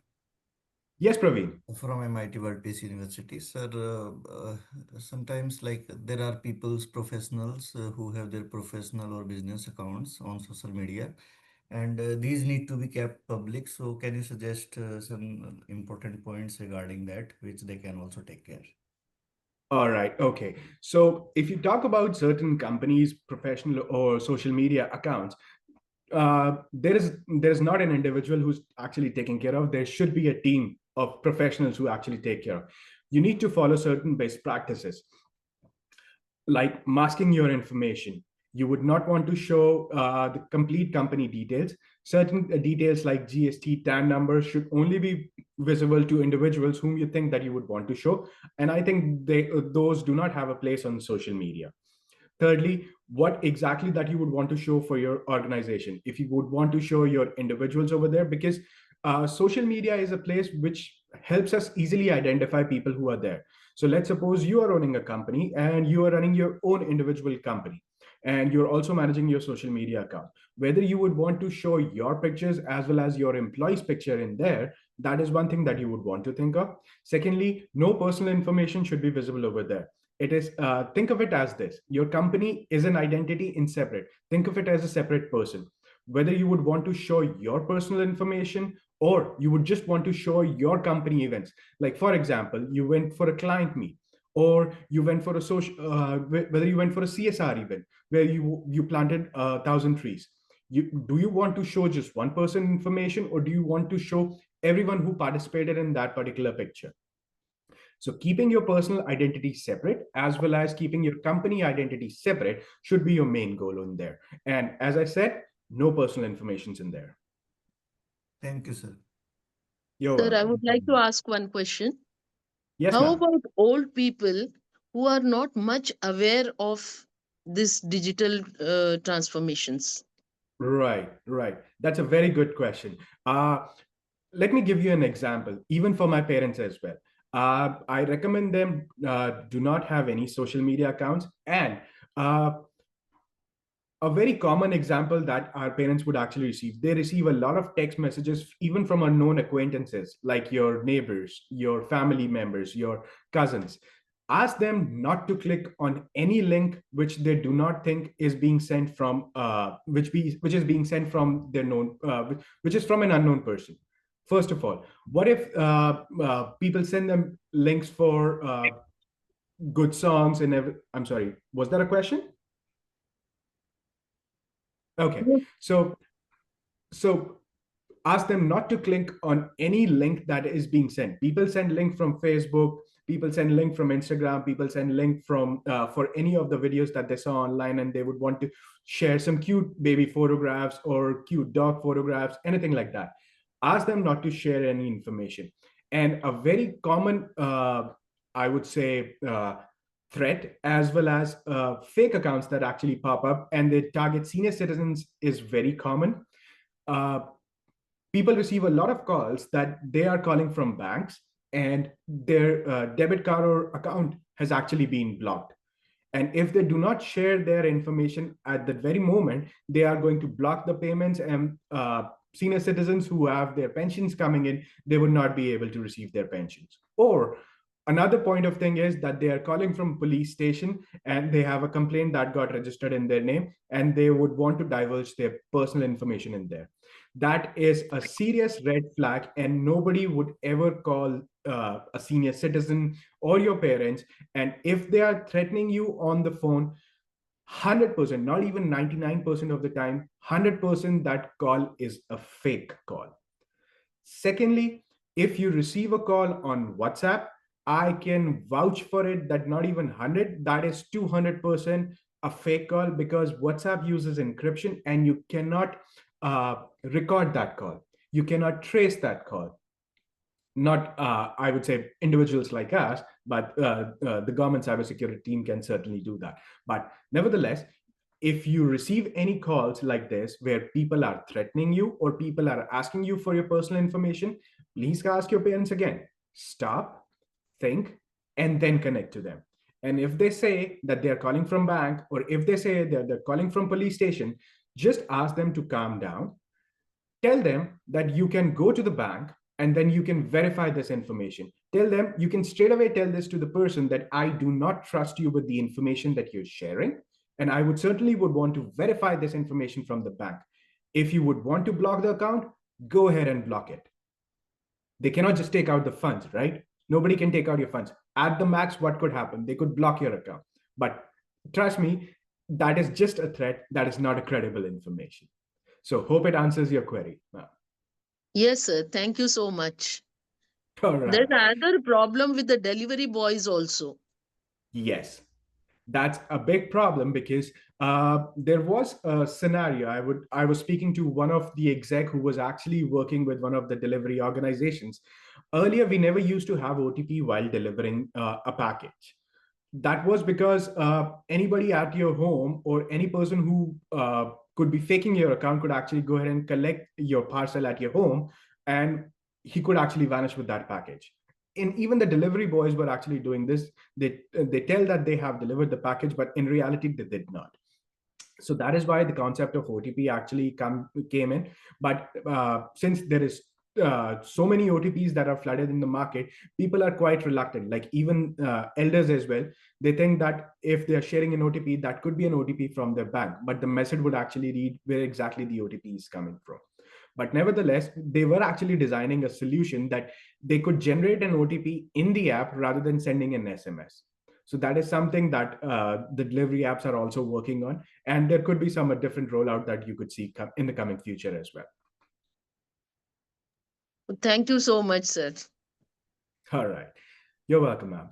So let me talk about, as I said in the starting, let me talk about a recent cybersecurity incident that happened with one of my clients, and that was a good learning point for everyone. One of my client who is from the finance sector, but not a very big organization. They are not well versed with IT. We are taking care of their IT solutions. So one day, what happened was their CEO, and it's not a big enterprise. It's a 50 employee odd small firm. One day, their CEO actually received an email, and what happened was in that email, the person whom he thought that was one of their vendor was asking for payment for certain work that they did. Thinking of it that it was a legit email, he actually clicked on one of the link. And what happened was his account got compromised. What happened after the account compromise? The same person who actually took control of his email account, he has sent information to all the vendors of the organization and asking them to make the payment. And in the background, he gave the link of his own personal account. So that organization ended up having a loss of over $11,000 for due to the security incident. That was, if I could say, that could run into many lakhs. But how we actually came to know about it, because once that since we are managing their IT account, we are managing their email addresses and mailboxes. What happened was, how we came to find out, when we saw that mails were flooded to a lot of vendors, that actually got an orange flag on our site. We tried to contact the individual, and we found out that he did not had sent that email. I immediately blocked his account. I immediately resetted his account password. That is where it had stopped. By that time, I even tried to recall all the emails that was sent from his account, but the emails which were already read by then could not be recalled, and the organization ended up losing $11,000. So we have filed a cybersecurity case, but that gives us a good idea why exactly it happened. Let me ask you a question. How many of you know about MFA, multi-factor authentication? I think quite few of you. So in an enterprise level account, what we actually do is, when you are logging in with your device, not your personal email account, your organization's email account, we have MFA configured to either use your phone, provide you an SMS. That is an outdated one, and we are phasing out with it. We use authenticator apps like Microsoft Authenticator. Google has its own. So it actually generates a 6-digit code, which is quite personal to your account only. So What we do is we use authenticator apps like Microsoft Authenticator, configure your account in there. So as soon as it requires authentication, you will have to go into your app, and then you will have to enter the 6-digit code. So if a person has hacked your email account, but he would still require access to your phone to enter that MFA, which nowadays is not that easy. So with these certain steps that we have already enforced, these are just first line of defenses that we have. Secondly, what we have is, let me go a little further. What we have is we have configured those accounts. We have Microsoft Sentinel, we have Microsoft Defender. So these are certain technologies that Microsoft have provided to see what all accounts that the emails are being sent to, and if there are any personal information that is being sent in that particular email. So that email will be scanned from these Microsoft technologies, and it would only pass that email if that seems to be a true legit email. So these are certain steps that we actually follow so that our accounts do not get hacked. And secondly, let me talk about your personal accounts. So let's suppose you have your Gmail as well as your Yahoo accounts as well. You upload your personal photographs on Google Cloud as well, on your OneDrive or on your Google Cloud. So since you keep those are your personal information as well as your personal photograph. So what sort of security that you have implemented? I would like you to go back today, go to your account settings and see what is the personal information that you've entered over there, including your date of birth, your mobile number. Secondly, it also asks you for a recovery account where that email would be sent. Make sure that is not your own personal email account. Give an email address of someone more closer to you, like your brother, sister, father, mother, or anyone, but just not yours. So that if in future, if your account ever get compromised, the other person would not be able to know your father's, your sister's email account. So you can recover your account by then. And as always suggested, keep a very strong password. 99% of the people would have their password as password. This is one thing that we have always found in the organization as well. And even by talking to individuals, we've seen this. So this is the most common password, and hackers would always exploit this thing first because this, as the name says, it's very common. So keep a mindful of that. Okay, let's talk about cyber predators. Sir, there is a Think question in chat box that okay, how about business or professional account which needs to be kept public? okay. It is from Praveen Kumar. I think I've already answered Praveen's question. Praveen, any other aspect of it that you would want to ask?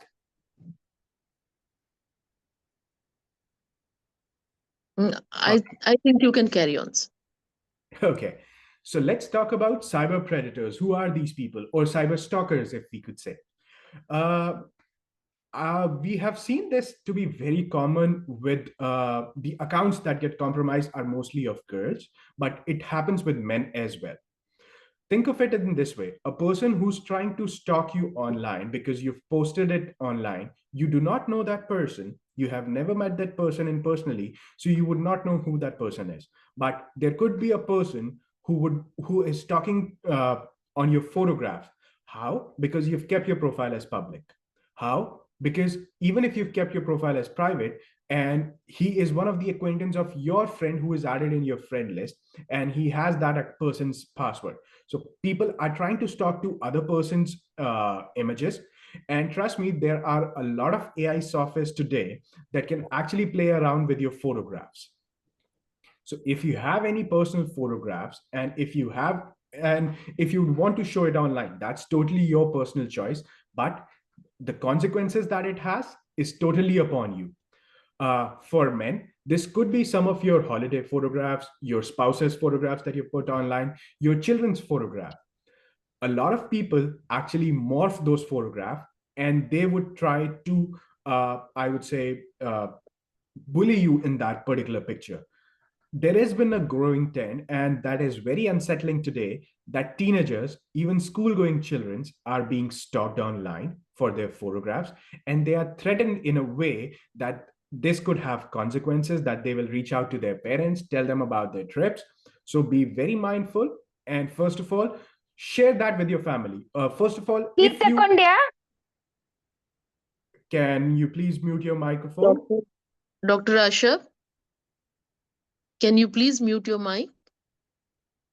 Okay, so if you have any situation like this, you would first of all would want to talk to experts. I know this is very unsettling and people can be very troubled at that time. They would not be in their right mindset, but be very careful. Talk to experts. Even the police has a cybersecurity cell nowadays. You would want to talk to them. You would want to register a complaint because getting affected is one thing. Not talking about is also an aspect that it would actually provocate these hackers, these stalkers, and you would want them to pay for that uh, uh, issue that they have created for you. So reporting is also one of the very important part of it, so that no other person get actually impacted by this. Like we talked about passwords, that is one thing. So password at the rate 123, password at the rate 1, these are very common things. And never ever keep your name in the password. Your name, your surname, sing at the rate 123 is also one of the common passwords. I'm sorry, but these are very common. So if you would want to maintain secrecy and lock down your passwords, please use a very a, first of all, password has to be over 8 to 10 characters. It should include numbers, capital letters, as well as symbols as well. When you use these combination, the password combination that a person could try would run into millions. And no softwares today or no application allows incorrect password. I think bank allows not more than 3, and all the other applications, they do not allow more than 5 incorrect passwords. So your account would be locked out after that. So when you keep a combination of passwords like this, it could run into a million combination, and it's not an easy password to judge. So think about it. Security actually starts with you. I am a cybersecurity expert, but in my trainings that I give it to my clients, I always mention this, that security starts with you.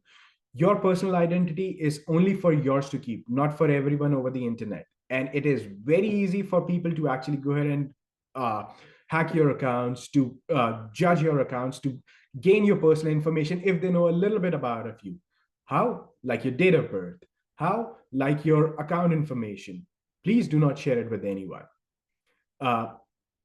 I would say a couple of centuries back, I would say, in my time when I was in college, people used to hide their dates. Now I understand what is the actual implication if you do not want to show your date of birth, or if you would not want to show your year of birth. As a college student, I would know majority of you would be starting off, if you're in masters, you would be starting somewhere around 22, 23 years of age. So I could easily judge your year of birth. But in that case, I would not know your date of birth. So let's suppose if somebody is born of 2nd of January and you're not sharing your date of birth, but since you're in first or second year of college, I could easily judge you that you'll be either 22 or 23 years of age. So think about it, that not after not knowing your year of birth, I can still gauge a good idea by just knowing your month as well as date of birth. So that is also a good point to think about. Okay, moving on to the next slide. Oh, yes. Another good point was, just look at the last point on the slide. Avoid using location-based services. For example, let's suppose that you live in Delhi and you went to Goa and you checked into a good restaurant. Or let's suppose you went to the Tito's bar. Sound about a good chicken, right? You would definitely would want to flaunt to your friends. How about this? Let's suppose today, for example, is what's the date today? 14th of November.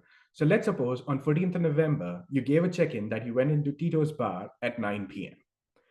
A hacker who knows that you're not at your hometown, how about he just tries to play around with your account? How about it says that in the location-based services, he would want to hack your account and he would want to access your account from Delhi. There is one point in this. When you log into your account, we have a location-based services in Microsoft that we would want to enable, that there is a field which is called as area of your login. You're accessing your account right now from Delhi, and within 2 hours, you are accessing your account from Goa, or you're accessing your account from Chennai.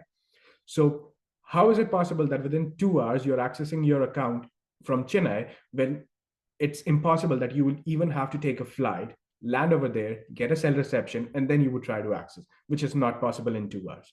So we have an impossible login feature also enabled that if a person is trying to access your account from a different location, which seems impossible to reach in 2 hours, so we will lock your account as well.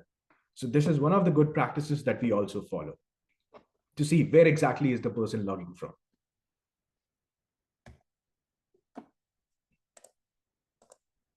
Okay, next slide. So like I talked about this earlier, identity theft. How about I say this, my name is Sumit Sehgal, but you do not know what my real name is. I am pretending to be Sumit Sehgal, but I may be a different person altogether. So this is called as identity theft. And mind you, this has happened with a lot of senior citizens overseas, and and we have seen a trend that it has somehow happened in India as well. Think of it like this. How about somehow, if I'm working as an insurance agent, I gain access to your Aadhaar card as well as your PAN card.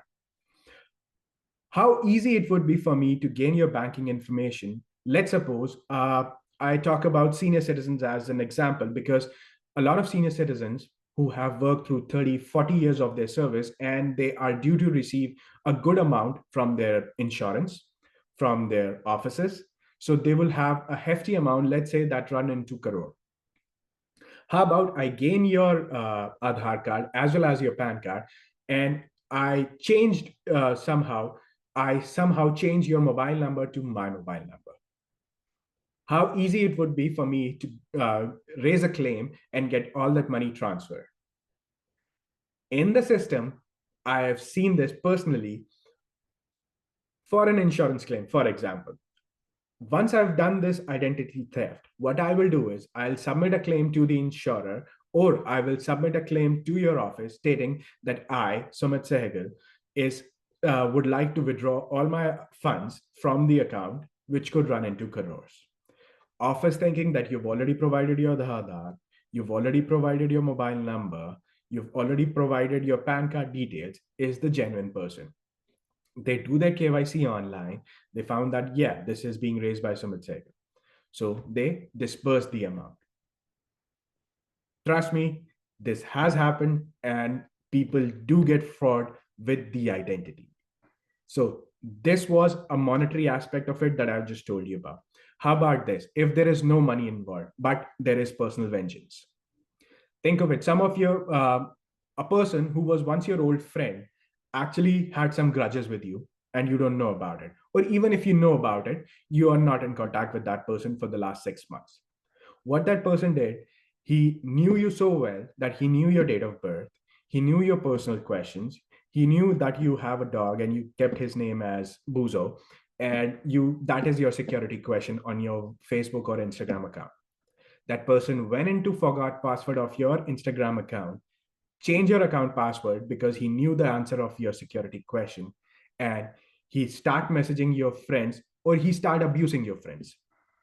This is known as identity theft, and it did not have any monetary claim involved to it. However, it had your personal information in there, and it is impacting you personally, though not monetary.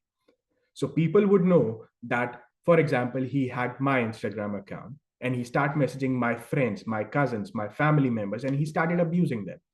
So people think that Sumit is sending those messages, and Sumit is a person with a bad character now.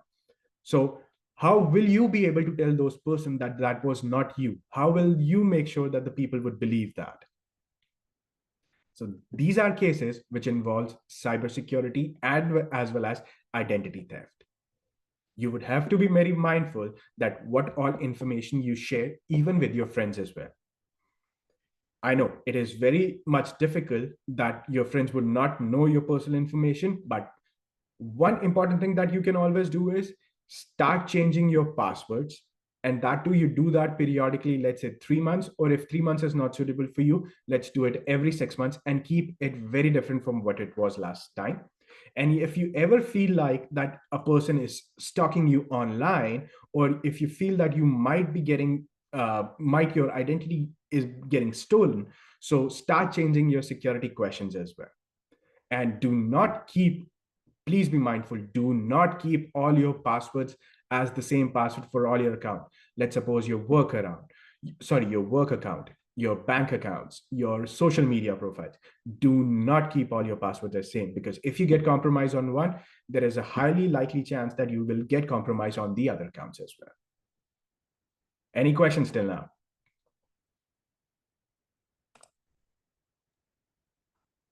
Yeah, any questions from the audience?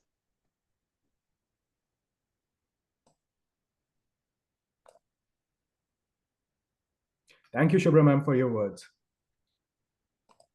You're welcome. All right. Let's move forward. Oh, I have one example to share. I'm sorry, I do get excited and I do want to share my personal experiences with you. This one information for identity theft happened with one of my neighbors over Excuse me, here. sir. She's an old lady. Excuse me. I'm sorry, Praveen. Sir, there is a question chat box from my side. Please Okay. give your insights. Shall I read it out, sir? No, ma'am, I've already read that. Thank you. So yes, that is a good question on password management.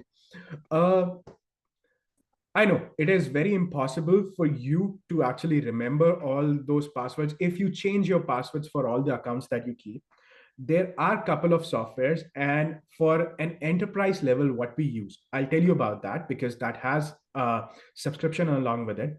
So we use certain softwares for an enterprise environment that we have is called CyberArk, which is a very good software, and it is being used worldwide. What CyberArk does is actually you would not have to keep a password. It will generate random passwords and it will rotate those passwords after a certain interval. For example, how about if I give you a solution that you are an enterprise architect of your organization and you would not want to keep passwords of your applications, your databases, your SQL servers, your network security devices, your firewalls, routers. I could tell you 20 of devices that are actually there in an enterprise, and you would not want to remember that password. So, what would be a good password management solution? There are enterprise solutions like CyberArk, which actually rotates your password, let's say in 10 minutes. And how you actually gain those passwords is you'll have to, first of all, authenticate with your credentials, then go in via MFA, then answer to your secret questions. And that is how you will be able to access. And that is actually logged. For example, if I would want to access those passwords, I will enter all these information that I just said, and it will have a log in its database that Sumit Sehgal tried to access these passwords at 10 a.m. and what all passwords he accessed will also be logged. So that is an enterprise level beautiful solution that we have. For a personal level, I would say there are a lot of password management softwares that are available online which are free to use, but I would be very mindful to know which password management solution that you will use, because there could be a possibility that I can create an application which would read as a password management. You enter all your passwords in there, and then I gain those accesses with you without your knowledge, and I can certainly access your account. So that would also be a probability. If you do not want to go for any of the paid software, but be very mindful of which software you would want to use, what it would use is it creates an entry by entry. Like, for example, your first is your Gmail account, second is your college account, third is your any Netflix password, fourth would be your Facebook password. It creates an entry of what all passwords that you have kept in there. But like I said, be careful of which software do you would want to use.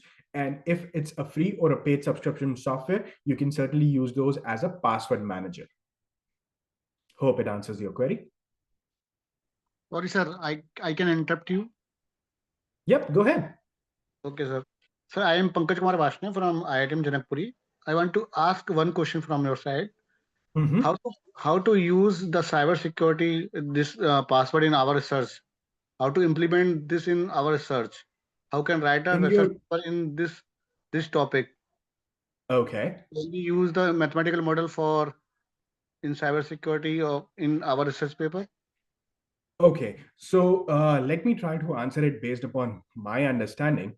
Uh, if I understood your question correctly, you want to submit your research paper in terms of cybersecurity in general, right?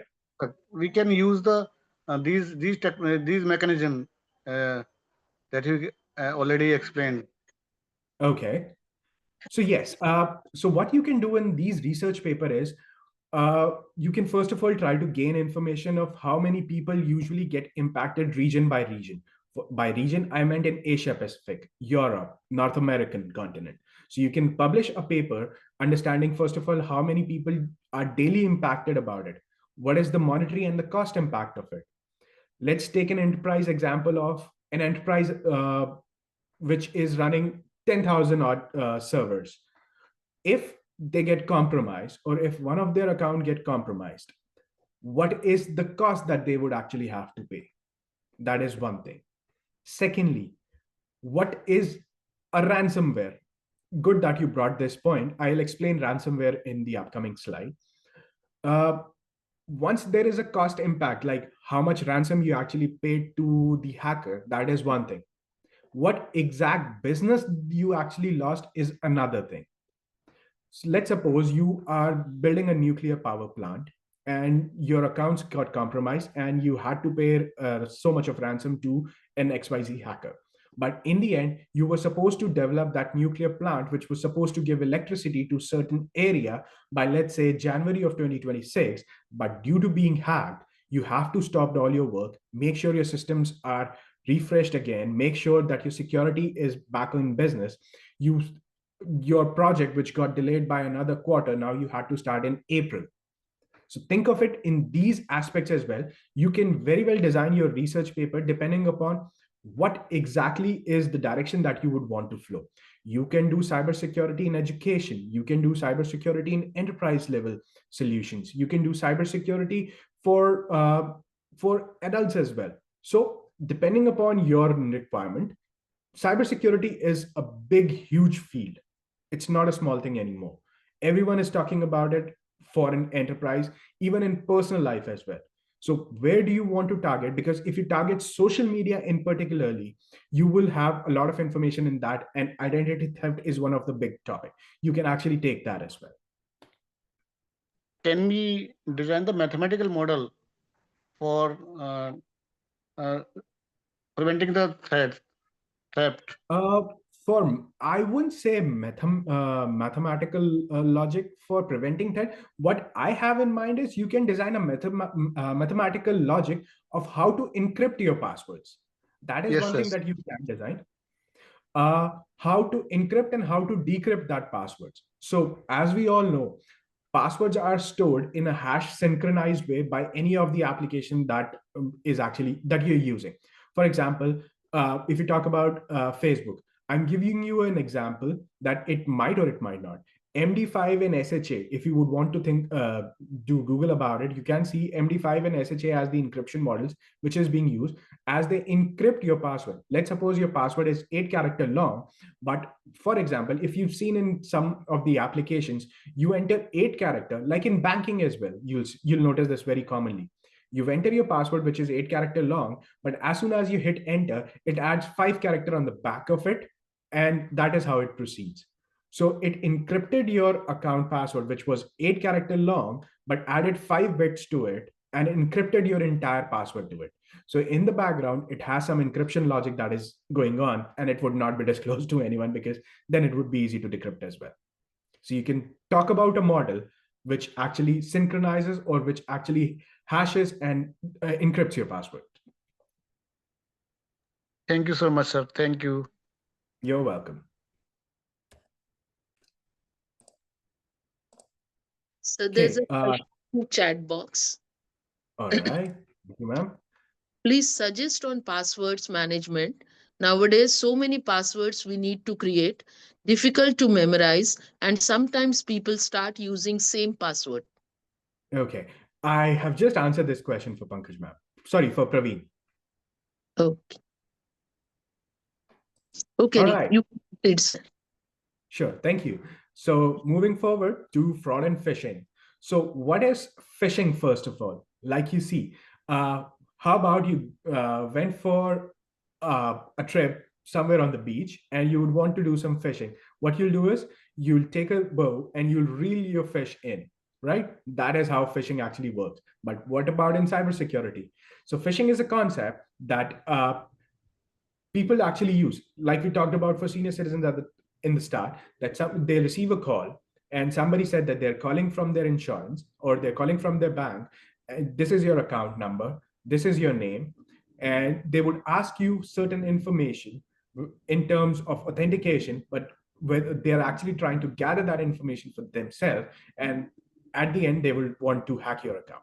So that is what phishing stands for, that scammers would try and ask you for information to reveal your personal identity, which is confidential to you, just to gain a monetary aspect or use it for any other purposes. This is phishing, and it is very common. Second aspect of it, other than monetary, people would try to access your personal social media accounts as well. How? By offering you free gift cards. How? By making sure that you get passes to an upcoming event for any of the concerts. So that is how they actually try to lure you in and gather your own personal information. So this is known as phishing, and it is very much happening these days. Okay, we all have mobile phones, right? We cannot live without our mobile phones. We can live, trust me, you cannot live without your mobile phone even for just 2 days. Think of just keeping your mobile phone aside, not seeing for 2 days, not seeing what your social media updates are, not seeing what all is happening throughout the world. We cannot live by that. So, since I'll talk about teenagers, we have a lot of teenagers with smartphones. So, these smartphones, other than accessing your app, they actually have a lot of your own personal information as well. We use mobile banking in our cell phones. We use online shopping. So when we have so much of information available to us, we actually input a lot of our personal information as well. So how to keep your mobile phone secure as well? Like your account passwords I talked about, you can also use your own personal passwords for encrypting your mobile. Secondly, a lot of applications that we download from Play Store, they are Google verified. If you go to Play Store and do your account properties, it will ask you whether you would want to install secured apps or unsecured apps. So a lot of time, I can develop an app and I can publish it anywhere and I can give it to you for use. But is it verified from the Play Store or iCloud? You can actually go ahead and verify it from there. Just only download apps which are verified from Play Store or from your Apple phones. So do not download any other apps. Why? Because they're not verified. By verified, what they actually do is that they verify that whosoever has created this app is for that particular intended purpose. How about I create an app which gathers your facial features and create new images out of it? Sounds exciting, right? But what will happen is in the agreement of those apps, you would not read the fine print, but it will say that whenever you click a photograph, it's a property of the app owner. So he can use your photograph, your personal image in whichever way he seems necessary. So that's your personal information. I don't know about you, but I would never would want to give that information to them for free. So yes, be very cautious about what exactly that you actually use in those apps. And there are a lot of new features that you have on your phone now by locking it with your thumbprint, by locking it with your face recognition. So use those sort of features. They are actually helpful.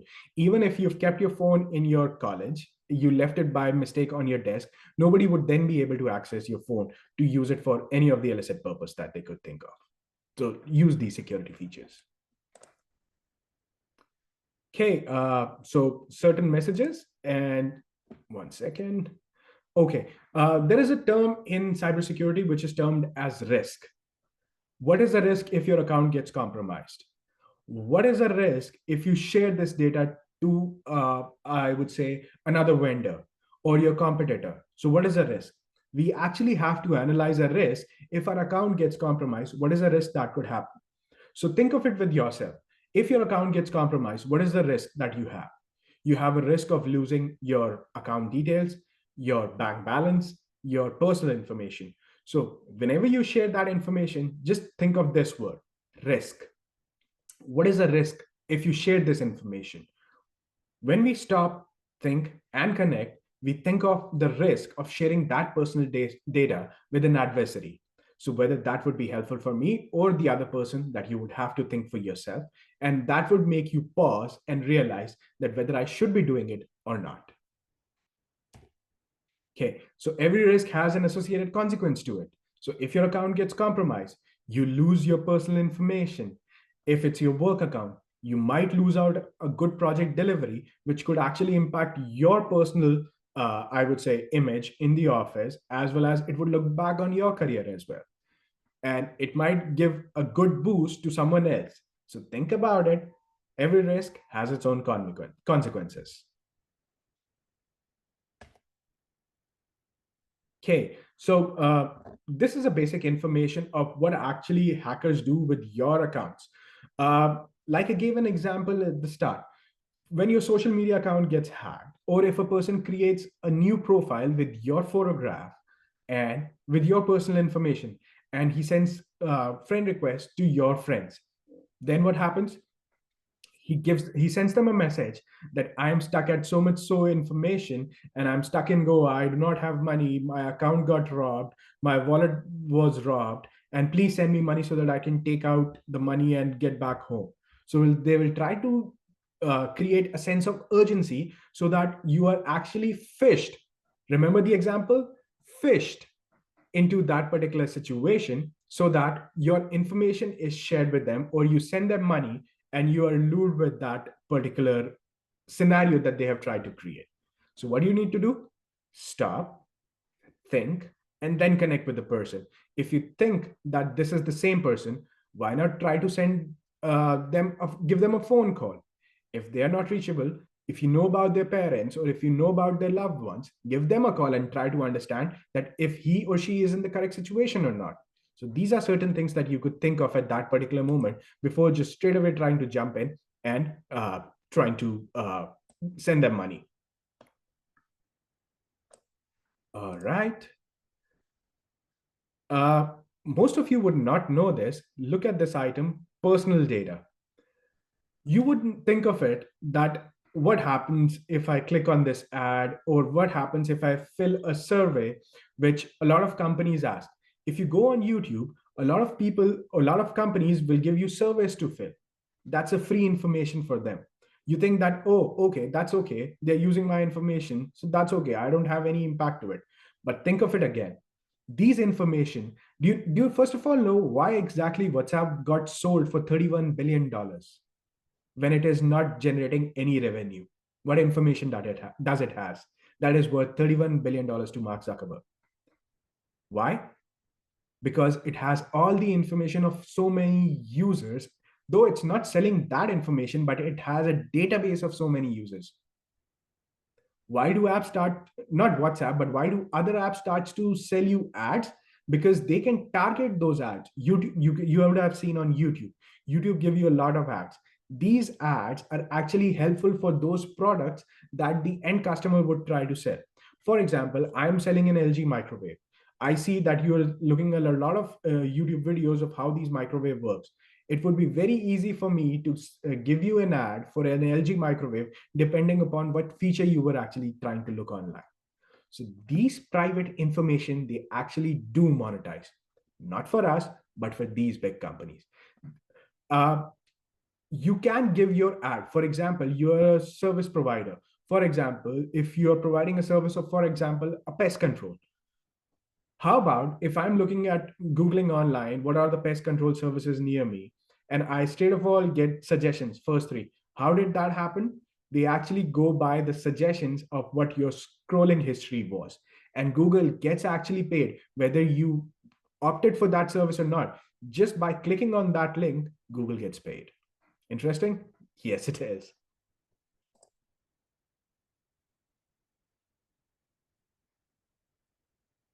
Okay, I see a question. Dr. Raiz Hamid, about encryption. Any specific question that you would want to ask?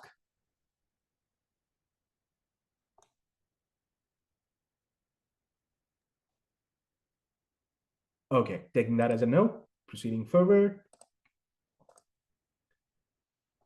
Okay, call to action. For example, this talks about what if anybody gets impacted. Like I discussed earlier, if you are impacted by this, speak up about it. Let your loved ones, let everyone you know appraise them about the situation that has happened. Tell them that you got compromised, and I would definitely recommend you to report it to the cybersecurity team of the police services of the place that you're in, so that this would actually help them to gauge this information and stop it before it affects anyone else.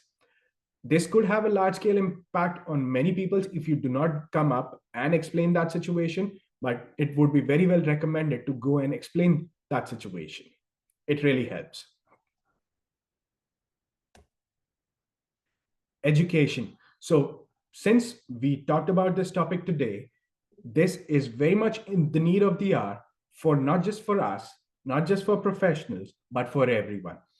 Talk to your parents about it, talk to your siblings about it, explain them what cybersecurity and what cyber education is. If you use a mobile phone, you would definitely would want to know about all these things, because your mobile information has a whole lot of things: your personal information, your bank account details, your social media accounts. Not just for us, but for everyone. They would certainly would not want that information to be shared with an unknown person. So think about it and talk to your folks. There are certain links that you could use, which actually talks about how things can be under control. And if you are getting bullied online by identity theft or by any unknown person, you can report to these certain forums as well. That's all I have. Thank you very much. Anybody would like to ask questions?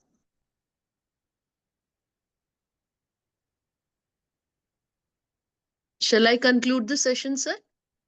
Yes, that'd be all from me.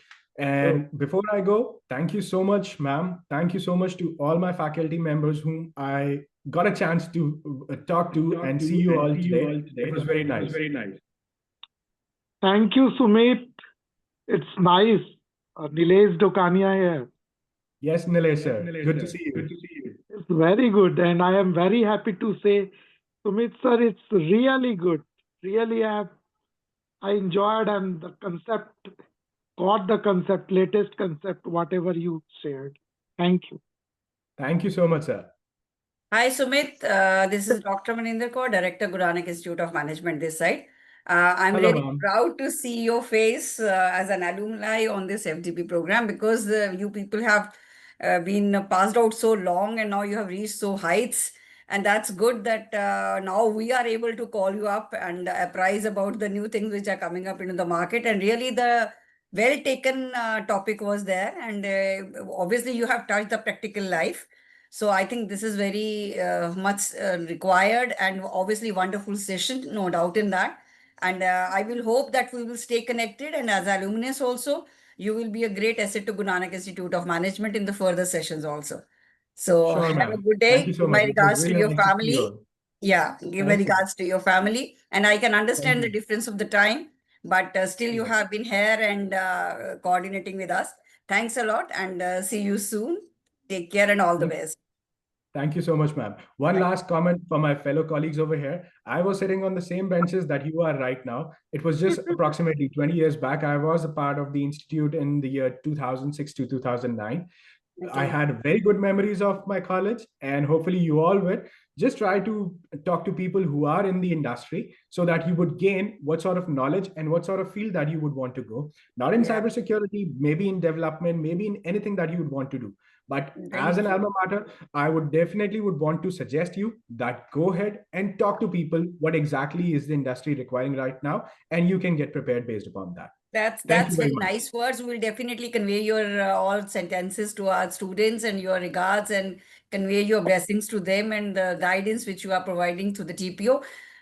This is basically a faculty development program, and must apprise that faculties across India are watching you, and a YouTube channel will be released of this recording. So this is great, and definitely we will be sharing this link with the students, and they will definitely be benefit what you are saying. Thank you and all the best, and have a prosperous life ahead. Thank you. Thank Take you care. so much, ma'am. Thank you. Thank Thank you. you. Have a good day. Thank you. Same to you. Over to Dr. Archana. Please take over. Yes, ma'am. Thank you so much, ma'am. Now, first of all, I would like to congratulate you for the progress you have accomplished in such a short period. And you, as a student, I feel proud of your achievements. Now, a formal thanks for delivering such an useful and informative session, making us aware of cyber predators and identify threats, fraud and phishing, mobile security. Now, today's session has highlighted how essential cybersecurity has become in today's world. As we increasingly rely on digital platforms, safeguarding data system and learners have never been more critical. We are truly grateful to Mr. Sumit Cycle for sharing your expertise with us, which has helped us understand how we can stay secure while embracing technological transformation. Thank you, sir, for guiding us towards a safer and more aware digital future. And thank you, everyone, for your attention. Thank Now, you. to express our gratitude for delivering such a scintillating session, I would request Sumit sir to accept this virtual memento as a token of appreciation Thank you so much. and hope to see you taking some more sessions in our college. Sure, ma'am. As the time permit, definitely I would. Yes, sir. Now, I request all participants to open camera for group photograph.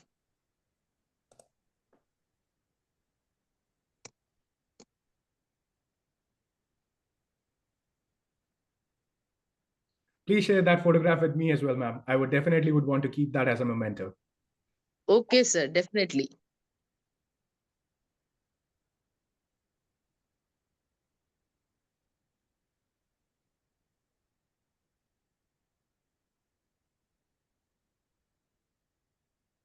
Is it done, ma'am? Wait for one.